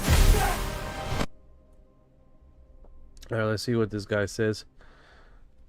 This looks wild. From the sky, and moments after I see big light falling from the sky, and moments after I feel a big impact and a shock wave. When I tried to look at the object, it was all blurry, and I hear thousands of footsteps around me. At this point, we all freaking out, me and my family. Then my brother calls me, look behind the forklift, and then I see the alien. There was a tall, skinny, lengthy creature, a gray greenish color, and he has a weird looking feet, and I could hear his loud, deep breathing, and I could see his stomach moving, and a big face, and eyes, and you could see a big mouth. And when I looked at it in the eyes, my body just froze. The same experience as having sleep paralysis. Seconds later, I could start moving again, and I start running towards the house. That's when I call 911. So there's two people or two subjects that are in your backyard? Correct, and they're very large. They look like aliens to us. I'm waiting for the police to come, and you could hear footsteps in the backyard area, and a loud whispering, like you could hear whispering. You could hear footsteps on the roof. Do you see anything land in your backyard, or they see like a big? That's what they say. They see like a big something with light. So they went in the backyard, and one of the officers pointed at the floor, and it was a perfect circle. So they left, and we went inside the house, and we started praying. As we're praying, you could hear a loud scream in the backyard. This is what happened to me on May 1st, 2023. That is pretty wild, man. That's pretty wild. Like the opportunity to get that information out there. I like it, dude. I like it. About that Vegas crash in the backyard of Angel, I think his name was. That UFO. That's pretty cool. Yeah, the Angel Resendiz case. Dude had a UFO literally crash in his backyard, and he supposedly kept pieces of it. The story's been floating around for years. Some people swear it's legit. Others say it's one of those stories that never had real evidence to back it up. You feeling that one, or you just thought the clip was interesting? I definitely well, he was talking about the story, so we figured we'd touch on it. All right, so let's see here. North Star Alpha says Area 51 has had some new construction lately in the past few months.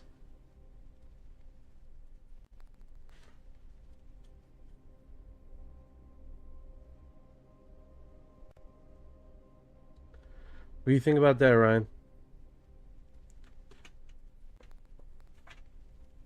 Area 51 doesn't usually do major visible construction without a reason.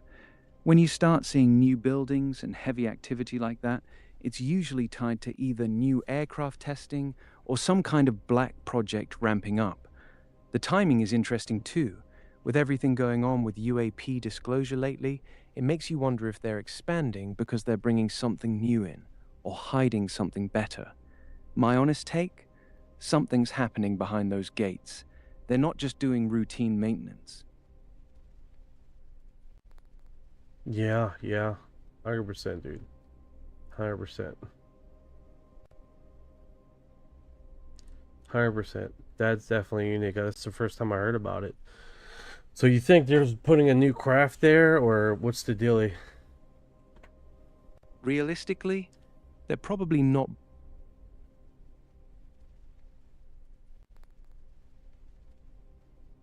See how you got stopped, right?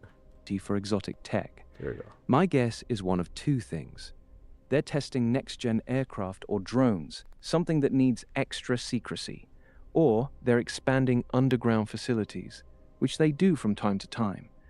The fact that it's noticeable from satellite means it's not super small scale. Something's definitely getting bigger out let's there. establish. What made you bring once up Area again 51, though? that You see something specific? They're doing something here. what it's like to be an oil gas analyst these days. Okay. A comet is because we saw it. We saw it with our own eyes. Look, let's establish once again that there is a huge comet headed towards Earth. And the reason we know that there is a comet is because we saw it. We saw it with our own eyes using a telescope. I mean, for God's sakes, we took a fucking picture of it. What other proof do we need? And if we can't all agree at the bare minimum that a giant comet the size of Mount Everest hurtling its way towards planet Earth is not a fucking good thing, then what the hell happened to us? I mean, my God, how do we even talk to each other? What have we done to ourselves? How do we fix it? We should have deflected this comet when we had the fucking chance, but we didn't do it. I mean, I don't know why we didn't do it. And now that they're actually firing scientists like me for speaking out, for opposing them. And I'm sure many of the people out there aren't even going to listen to what I just said because they have their own political ideology. But I assure you, I am not on one side or the other. I'm just telling you the fucking truth. I think this would be a good time to establish that Isherwell and the president have both said that there's benefits to be Right, had. well, the perhaps, president from the of the comet. United States is fucking lying. I'm just like all of you. I hope to God. Awesome. He's like, God, that this stop. president knows what she's doing. I hope she's got us all taken care of. But the truth is, I think this whole administration has completely lost their fucking mind. And I think we're all gonna die. Dear baby Jesus, I think that was that was a Wild good one, one. too. That was a good one. I like it. Hell This yeah. this That video one's right here would have made that one dude that was on here earlier lose his mind. Lose his complete mind. Yeah, Earl would have been losing his shit watching that one. That video would have sent him right over the edge. This texting up a storm. Crazy stuff. Well, alright guy, you just need some time out here. Yeah, sounds like he's going off. Some people really can't handle certain topics without losing their minds. You good? Want me to keep an eye on chat, or you want to just keep rolling? I think that's us, man. That's us, guys. This is us for the last 20 years, man. This is us for the last 20 years. This is how Yeah, this is the us. you guys now realize that this is happening, right? Like that. Just like that. Fucking, how can you guys not realize this is freaking happening? How can you not believe like that? That's how you gotta do it. That's when people start dropping. Like, I gotta stop by this live.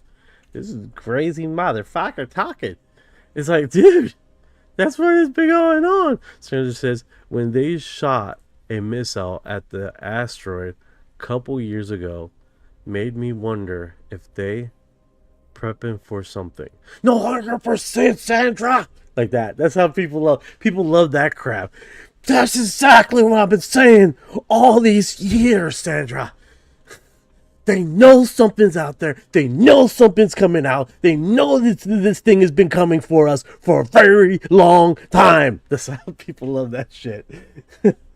It's fucking outrageous. It is out motherfucking rageous. I can't believe, right? That's what is people find entertaining nowadays. Ugh. Got me sweating up in here. Oh my goodness. I'm all sweaty now. But it's like, dude, man, I swear to God. Swear. Yeah, this is what we've been doing for the last 20 years, man. Fucking UFO community. I'm surprised you didn't just get 10 more people on here. Yeah. I know, right? Right? They got me segregated in my little cubicle here. You know? Yeah. I'll keep his stream on to a low profile. Keep it there. Yeah. But that's exactly what it is, man. It's like, fuck. And then Orion went on mute.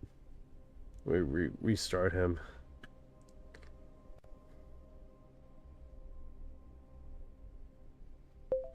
All right, lost you there, brother. You back with the conversation? Yeah, I'm right here. You were saying? Yeah, so no, that's been us for all this time.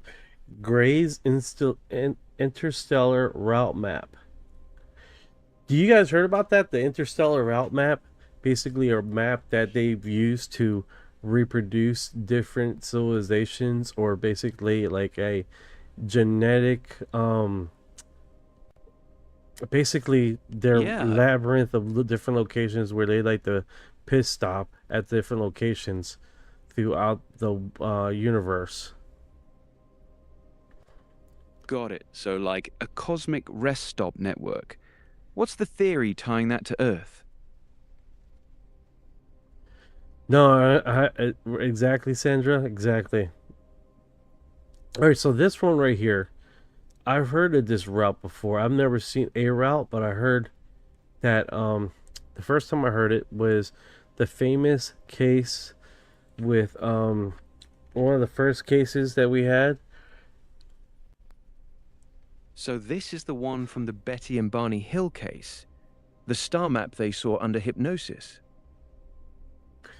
Well, I don't know if this is specifically that one, but she did mention that there was a route, and that route was basically is one that they had in the book that she took with her off the saucer to go on this trip, right? And then they, at the last second, the aliens were like, no, you can't take this with you. This is too much of information. That's the Hill case, yeah. Betty drew the map she saw on the ship after they took it away. Marjorie Fish later matched it to nearby stars. Zeta Reticuli was their home system, according to her. So they got Zeta 1 Reticuli, Zeta 2 Reticuli. So break this down for me, Ryan. Let's I'm gonna send you the link after I get it shared. Let's do that. Let me do that. Let me go like it, of course. Oh, I don't want to go into your group, dude. I don't want to do that. Send the link whenever you got it, brother. I'll check it out. What's the main thing you're trying to figure out from this map? Alright, so... No problem. Hit me with that link when you're ready. Let's see what he says here in the statement. Close this one. Go to this one. Got it. All closed out. What's Alright, next? so check it out. Alright, so Zeta Reticuli star system, that alleged human of the aliens visiting Earth. Look at this binary star system, just 39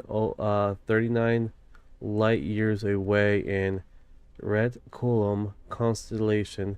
Two suns-like stars, Zeta Reticuli, Zeta 2 Reticuli, orbiting each other. No confirmed planets yet, but according to the decade of UFO lore, whistleblower account, and abductees report, this is exactly where the Greys come from.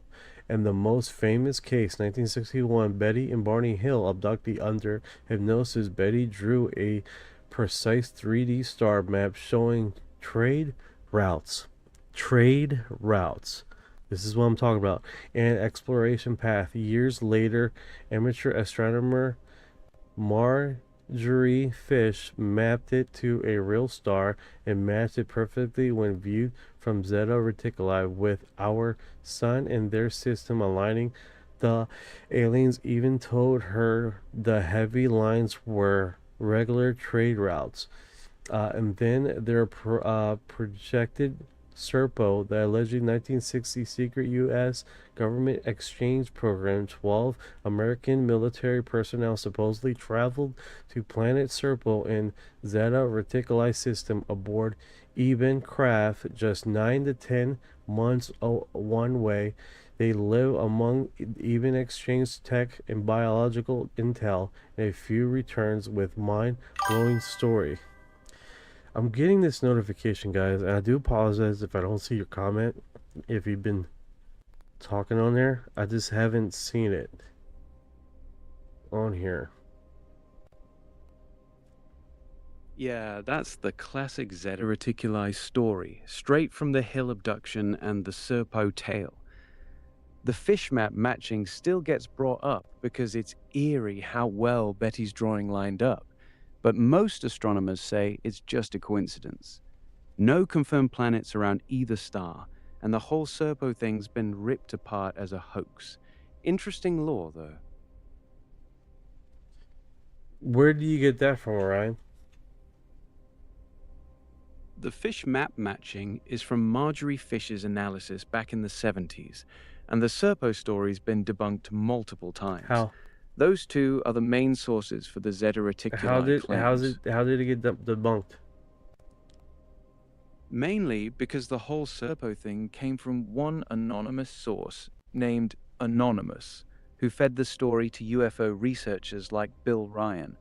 No documents, no proof, and the details kept changing. The whistleblowers were never identified, and the timeline didn't even match up with known space tech at the time. It's been called out as a hoax by pretty much everyone who's dug into it beyond the surface. So there's a book called Planet Serpo that clearly states that it was multiple people putting bits and parts of this information together. So yeah, it was anonymous. Of course, it was anonymous. That's never been debated or argued that it wasn't. But on the pure fact that it was anonymous, that it was debunked, that doesn't make sense. It can't be debunked if it's anonymous. It can't be confirmed because it was anonymous. It can't be eliminated because it was anonymous. So there's no here and there as far as, oh, it's been debunked or it's been debunked. You see what I'm saying? Yeah, I get your point. The problem isn't just that it was anonymous. It's that the story changed every time new questions came up. Different versions had different numbers of crew members, different travel times. Yeah, I've seen that.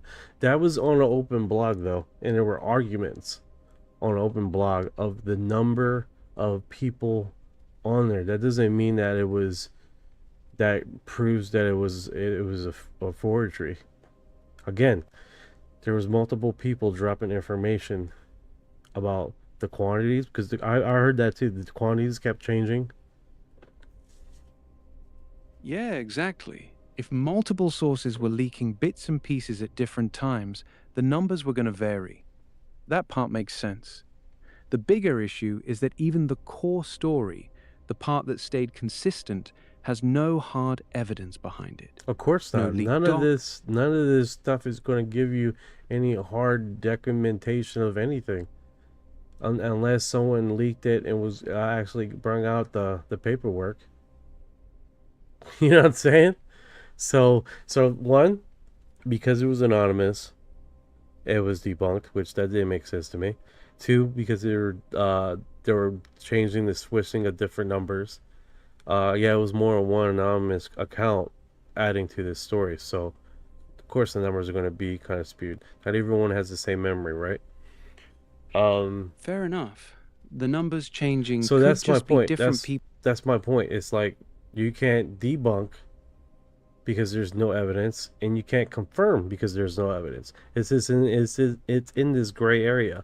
There's never been accountability to actual debuncation based on the evidence, because there was no evidence contrary to if this was real or not, because it was anonymous. It's anonymous. That's the whole point of the story. That's why it's still intriguing and people still argue about it. Also, with the Betty and Barney here with the mapping, this is another thing, guys, because people would say, oh no, the mapping, when they scrutinize Marjorie Fisher, you got to imagine this. Marjorie Fisher, I believe, was a teacher, and that she just so happened to stumble on the map. Here's another thing. When she was pressured, interrogated, and all this other stuff, of course she's going to back up. Of course she's going to back away from her story and what they found. Even unknown astronomers that were looking at the map was scrutinized because there was something there. So that's another thing. Also, on top of the mapping of the stars, they updated the map to change the basically mapping configuration to location of the stars and where it was located, because it wouldn't be detected if it was a certain amount of length away from a certain other map. So the variation of the map would change with the update. So that was another argument with the mapping that Betty and Barney Hill made. So that's interesting how these topics, where how it gets in these blurry lines, right? And then as time goes by, things are updated.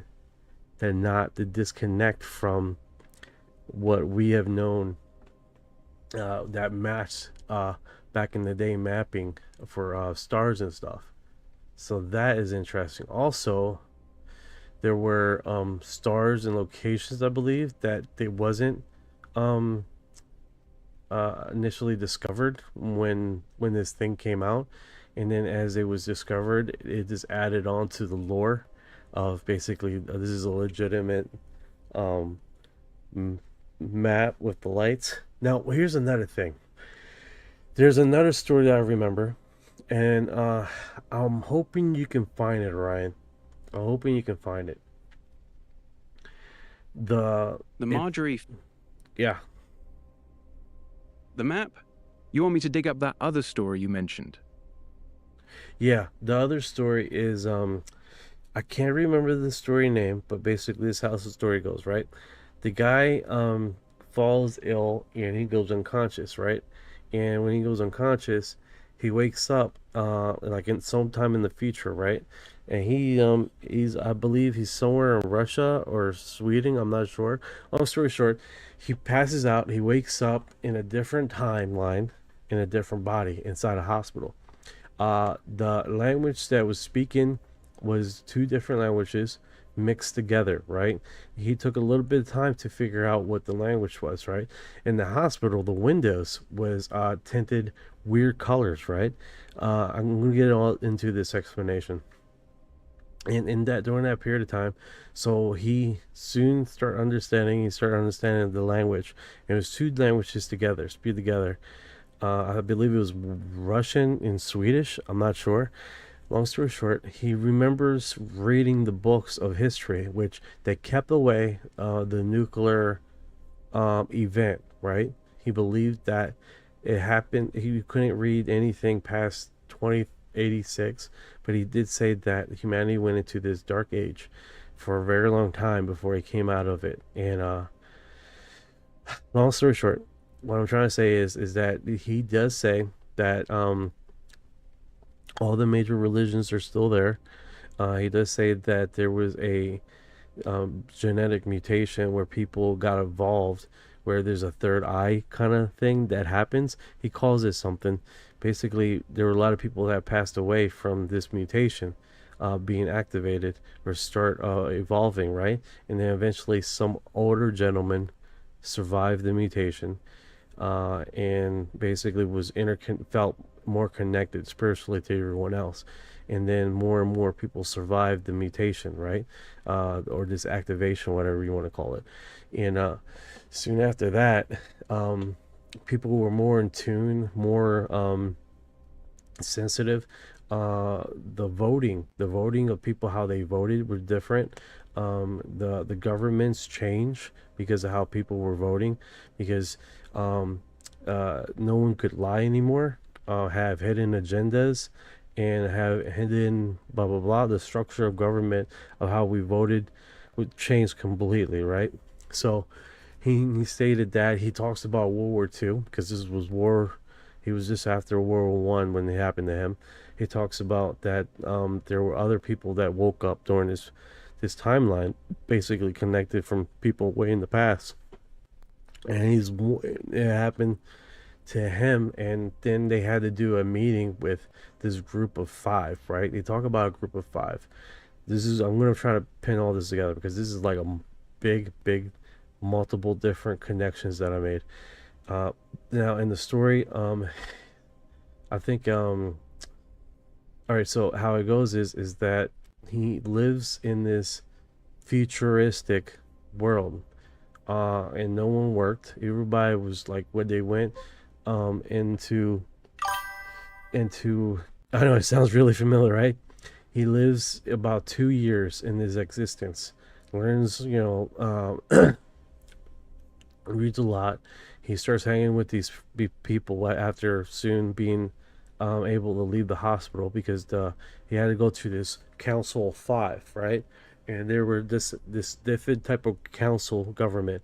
AI controlled a lot of their environment. There was no necessary income. There were certain people, like I believe you had to work 5 years into the program, into the government or something like that. I'm not sure. And then soon after that, some people would stay and live a life of science, right? Trying to push humanities, science, and stuff like that. And but most people would opt out and live a life existence of no work or any things like that, right? And thank you for the gift. I appreciate it. And basically that's how they coexist, right? And then soon after that, he started feeling sleepy. Now, he said there were others that woke up in this future timeline. He says that after humanity did this nuclear destruction thing, that a lot of people try to survive, and that's what developed the new language. Because there's different cities or countries that did not exist after that timeline, that age, right? Also, he stated that we did have one alien civilization that we contact, one, and there were 40 light years away. 40 light years away. This is how it's starting to circle back the storyline, right? So you have this one species that were peaceful. They really don't it was rarely they communicate or come by, but that's where it starts circling around. The colors, the weird colors on the windows that was see-through. There's a company now that has these tinted solar see-through windows that's being developed. I believe it's like it has algae in it that is supposed to be solar, right? That you can install on windows and stuff like that, that you don't change the structure of your house, but it's solar, right? There's another pretext to this, right? So you have this developing of stuff. The Americas, or the American blah blah blah, doesn't seem like it exists. Thank you for the gift, brother. So this is it keeps on going, right? You got this segment coming together and these multiple different stories that are aligning with this storyline, right? And you hear little parts of this with the 39 light year thing.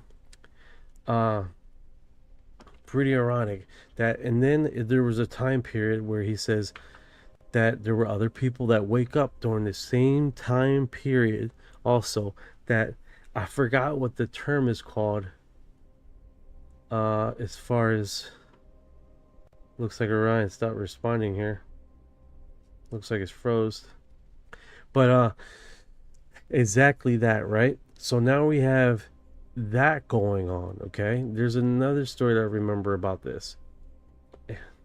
Hello, Orion?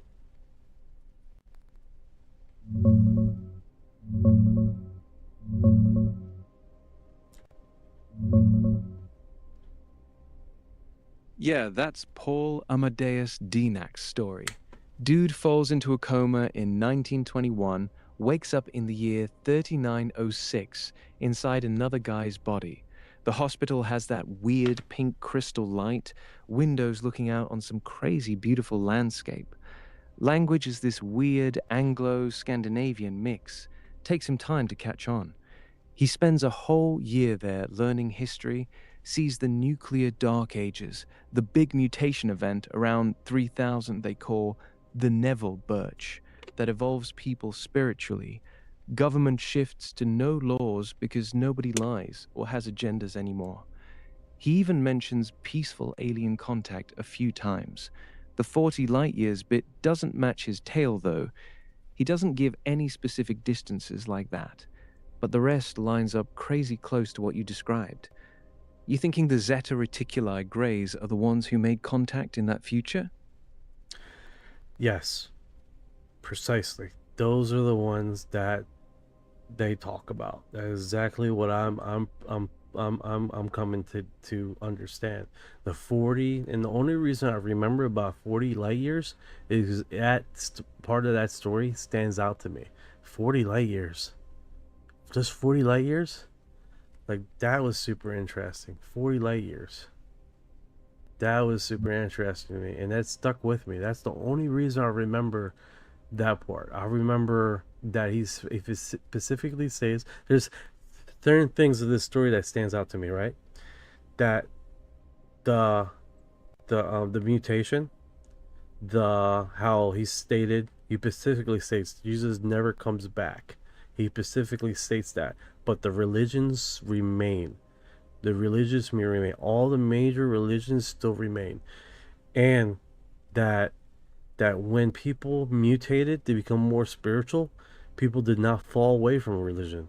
People stayed with the religion, stayed with their system of belief, stayed with this connection, this oneness. And another thing is because people could now see there's someone MK1D. How you doing today? She did the little symbol, so I'm like, ah. So yeah, so that's basically it. Was that stuck with me, right? Another thing was that it was only one alien contact that they ever made contact with, and I remember the 40 light year thing. That's what I remember.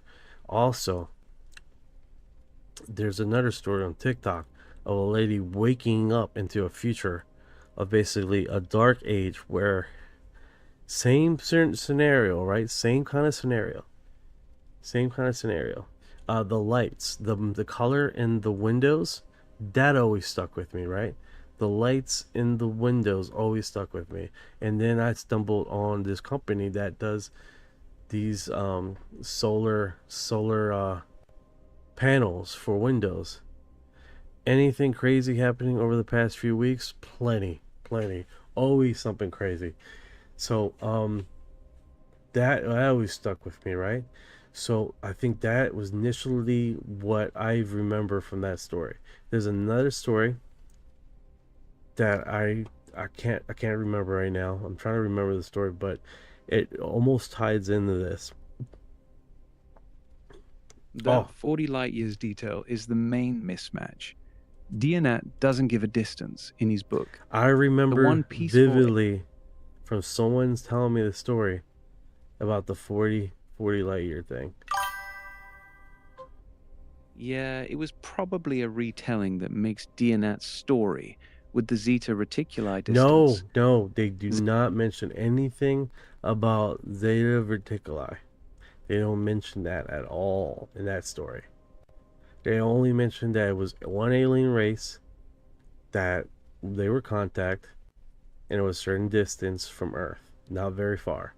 And I remember hearing 40 light years.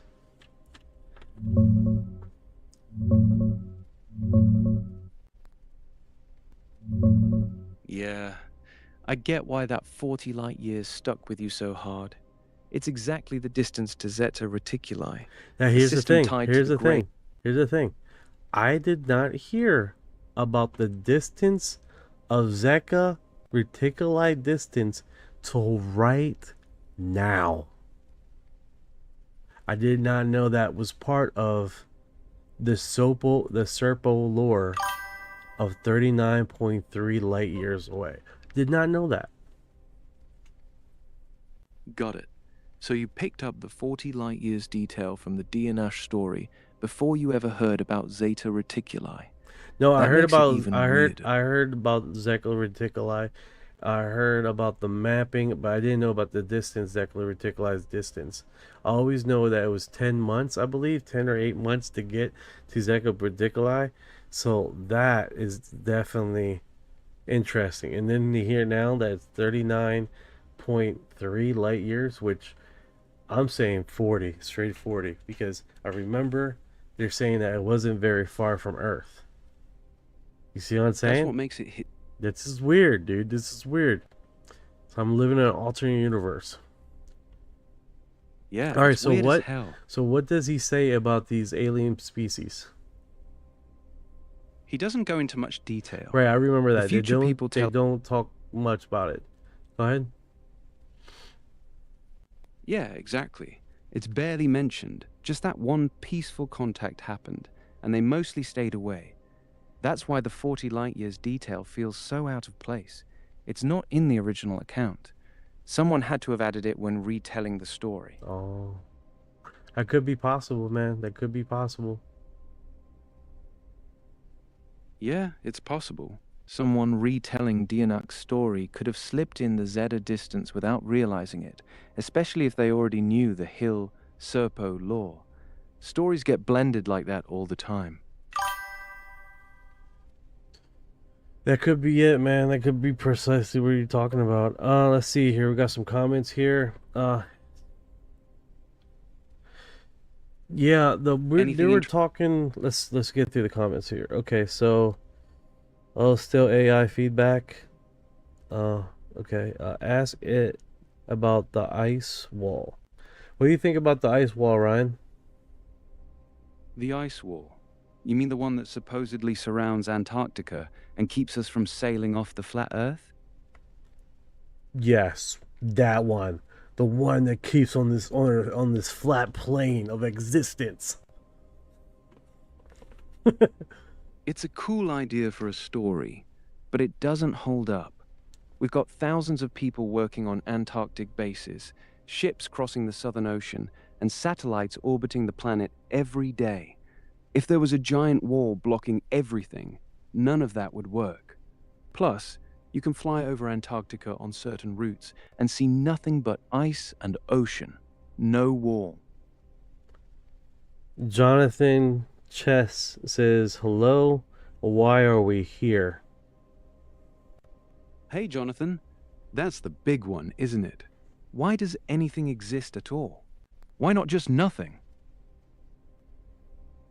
Yeah, why not? There's nothing. There was some place. There was some place that discovered. That hasn't been published yet. They're still like talking about it and discussing it. It's in the back of scholars. Well, with these places that were discovered, they talk about how many civilizations coexist. In the place they suggest that it's 400,000. I don't know if 400,000 is the current intelligent race around our universe or our existence, or if it's 400,000 that has ever been intelligent race ever. I don't know which one that is. Variants. The Draco equation does break down that if it's 400,000 that ever been, that's more crazier than the Draco equation that makes it more lenient as far as how many civilizations could be living right now, right? So So the number you heard, 400,000, that was probably a misremembered version of the Drake equation estimates. Most serious calculations put the current number of active civilizations in our galaxy between a handful and a few thousand, not hundreds of thousands. The 400,000 figure sounds like someone took the most optimistic numbers from the equation and ran with them. No, this was actually a place that they found from archaeological dig. It was like really ancient, and they talk about different alien species, and I don't remember if it was in our galaxy or in our universe.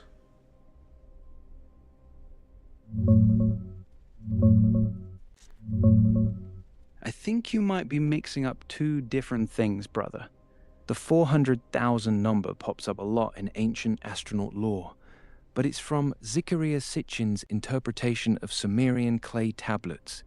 He claimed the Anunnaki arrived on Earth about 400,000 years ago to mine gold. No, Not no, 400,000. no. All right, so the guy was interviewed on Coast to Coast. It was about 4 months ago in December, and he talks about these clay tablets that specifically talk about 400,000 civilizations in these basically clay tablets of basically intelligent civilizations. It wasn't about that book at all.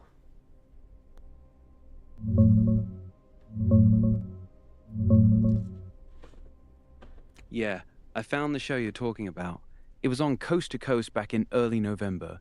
Guest was Michael Cremo.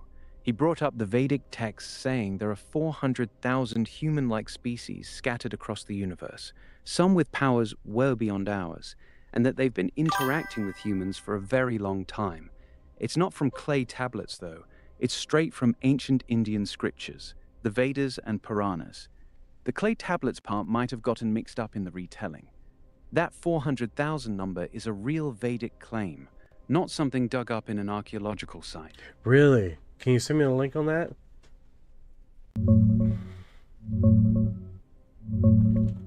Yeah, that was Michael Cremo on Coast to Coast, November 6th last year. Here's the link to the show, coasttocoastam.com. He was talking about Vedic texts, not clay tablets from a dig.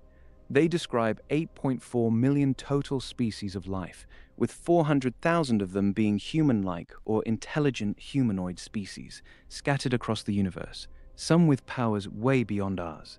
That's where the number comes from. I love when we get awesome. Yeah. What I'm gonna copy this. I'm gonna copy that and put it in our chat, because this definitely spin back around on this stuff. Go for it, brother. Drop it in the chat whenever. All right, so that is really cool. And how does that Veda text go? The Vedic texts say there are 8.4 million total species of life in the universe. And out of those... Wait. Total? Like all together, that's it? Yeah, that's the total. That's about it. 400... That's ever been.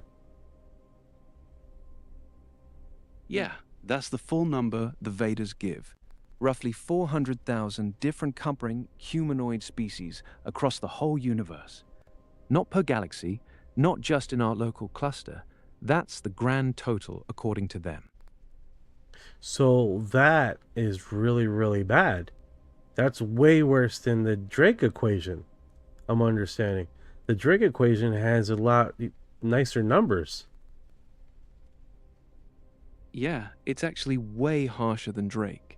The Drake equation is just estimating civilizations in our galaxy that have radio technology right now. Even conservative Drake numbers usually give you dozens to hundreds in the Milky Way alone. But Vedic texts are saying only about 400,000 intelligent humanoid species in the entire universe. That's not per galaxy, that's everything. With trillions of galaxies out there, that means most galaxies would have basically zero intelligent species. It's actually one of the more pessimistic estimates out there. That's really, really bad, Dan. That's really, really bad.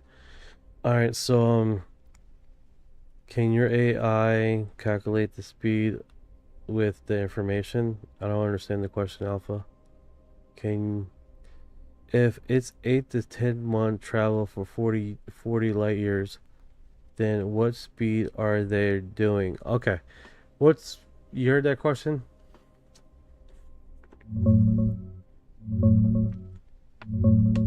About 4 times the speed of light.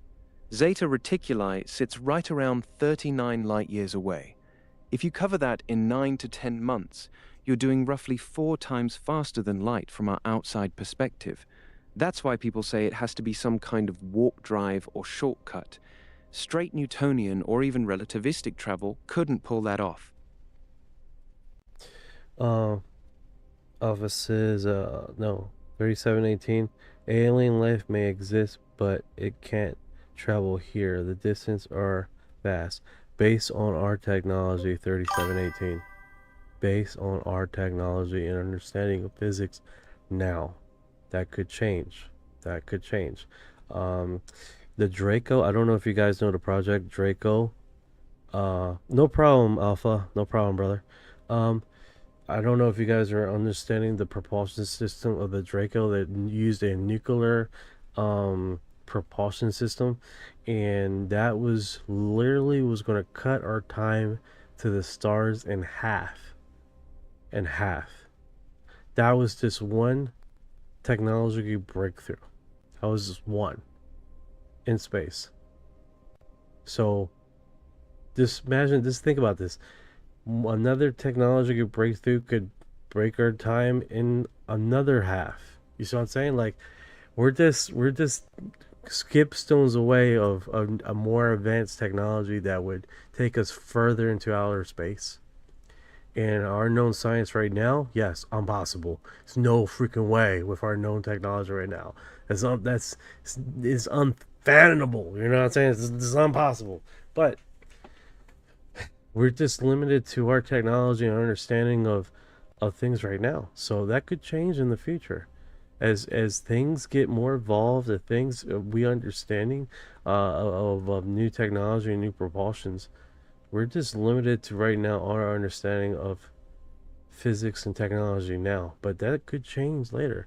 I mean, think about this, guys. Think about this. In the beginning, right?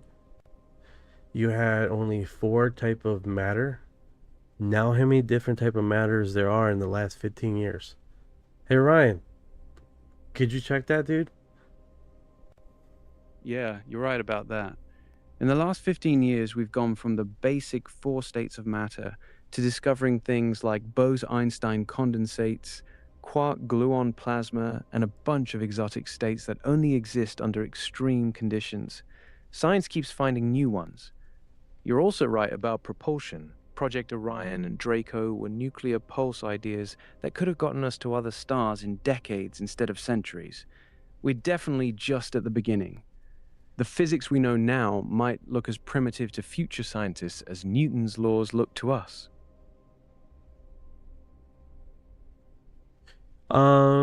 Global UAP Task Force Initiative says, bro, go check out aliens.gov.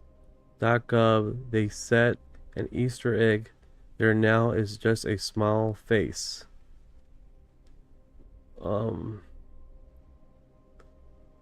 Uh-oh, what? Let's see what is going on here. Because I just put it in and it won't come up.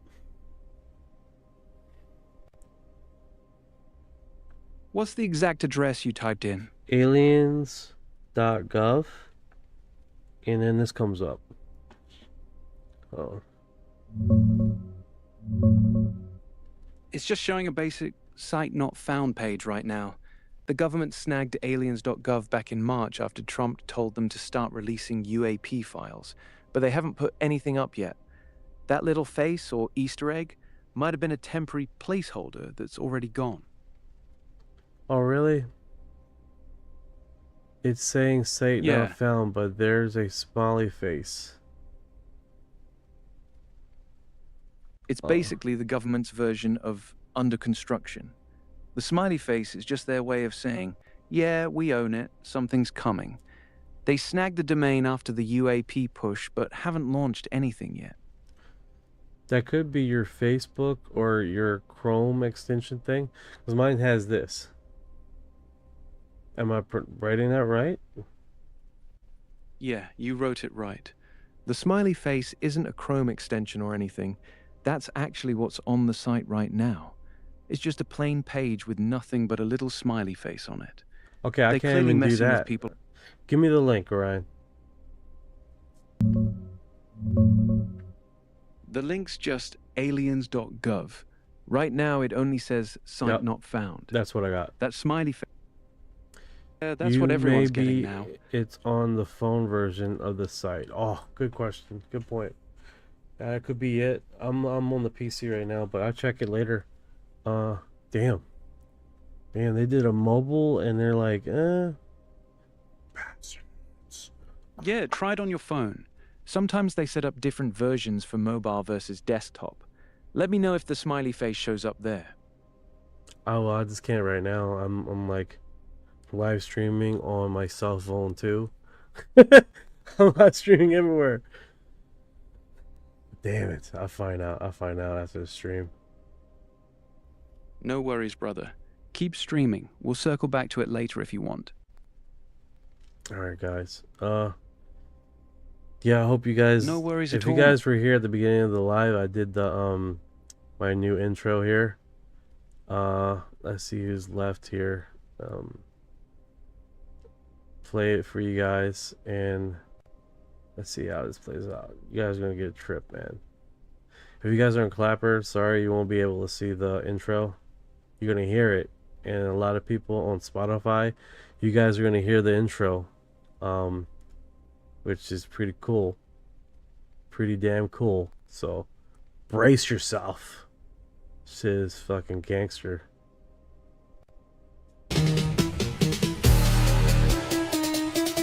What you know about rolling with the Grays in the night? Stephen Greer dropping truth, exposing every light. Bob Lazar in the game, know what the craft can do. Anna Paulina in the house, grilling every crew. Eric Davis on the mic, talking for alien species. When the whistleblowers speak, governments fall to their knees.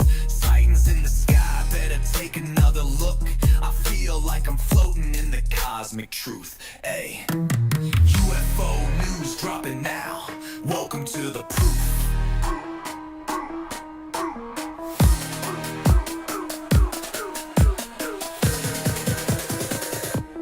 The data, Eric Burdison. The data confirmed their presence. Bro. Good times. Thanks, man. Thanks. Appreciate it, brother. Yeah, that's pretty kick-ass, right? That intro. Curious, could you ask the AI to research private labs that study extraterrestrial material? Great question. There are a few private labs that have gotten their hands on alleged extraterrestrial material. The main ones people talk about are Bigelow Aerospace. Robert Bigelow was openly studying UAP and exotic materials for years. To the Stars Academy, Tom DeLonge's group claimed they were analyzing metamaterials from crash sites. AAL, American Advanced Laboratory. This is the newer private one tied to some of the whistleblower claims. Some university labs have quietly worked on samples for private clients too, like the one Jacques Vallée and Hal Puthoff have been involved with. The big catch is almost none of them have released peer-reviewed results showing the materials are actually alien. It's all still in that trust us stage. That trust us, bro. Trust us. We got these alien bodies, right? And they're being tested on, bro. And no, we're not gonna give you peer review. We're gonna keep it behind these doors. Keep it behind the doors. So you guys keep guessing out there. So you guys fight among each other. And if they're real aliens or they're not real aliens or whatever may be the case, you know, just keep you guys posted. Alright guys, I gotta get to work tomorrow. Typically I would go till whenever my tank goes on empty. But I got to go to work tomorrow, so I'm gonna be waking up in a few hours. Literally like in 3 hours. So appreciate you guys coming by live, asking questions, and us going into this information. And if you guys are on Spotify, sorry about all the intros on the live with the new intro thing. So I promise you guys that'll be the last time I keep doing the intro so many times throughout the live. So keep you guys it's just gonna be one-time intro. I'm working on an exit thing, which I do have is the it's the end. So I'm probably just gonna keep it like that. I'm probably gonna keep it like that. That'll make my life more complicated. Alpha says They ain't going to tell us. Laugh out loud. Alpha says, have a good night. Thank you. No problem. Thank you guys for coming out, man. This little small community that's growing every day. 2 or 3 subscribers every day on the live, like consistently, man. We're small, but we're growing, man. You know, like-minded individuals. And just, you know, we just keep on doing the damn thing, man. I appreciate you guys dropping by. And, you know, I appreciate the hell out of you guys. And Tab, I see you, Tab. I see you. I see you've been coming in a lot, hanging out with us. I appreciate it. So you know, Tabs, I'm making a custom intro for you because you do spend a lot of time here, and I just want to show my appreciation. So I'm working on some custom intros for some individuals that regularly come in. So, you know, just to show my appreciation of where you guys been coming by and spending. There's a crap load of live streams out there, and you guys decided to hang out with us here. So I appreciate the hell out of you guys. So you guys take care and keep posted. And Clapper, you guys are awesome out there with the questions. And K1MK1D, I thank you for dropping by the stream. So do you have last statements, Ryan? Shout out to everybody in the chat, especially the regulars. You all make these streams fun. Keep asking the wild questions. That's how we find the good stuff. Get some rest, brother. Catch you on the next one.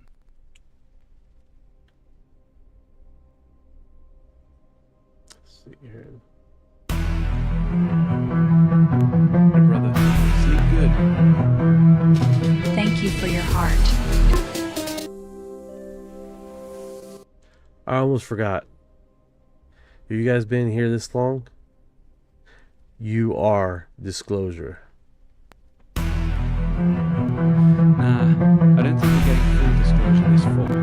The government's still dragging their feet. Shut up, Orion. We'll probably get another. What you know about rolling with the grays and the fleet? When your mind goes blank, got abducted in your sleep. When these humans talk too much, reptilians take a seat. Yeah, I feel like a hybrid in the deep elite. What you know about flying in a plasma stream? When your brain gets zapped, it's the cosmic beam. When the humanoids show up, everything gets serene. I feel like an envoy in a starship dream. She say that I'm weird, damn straight. I'm like, you ain't seen the sphere. I believe in UAPs, don't believe your Earth TV. She keep playing me close, but I'm watching from close. You don't really know my insight.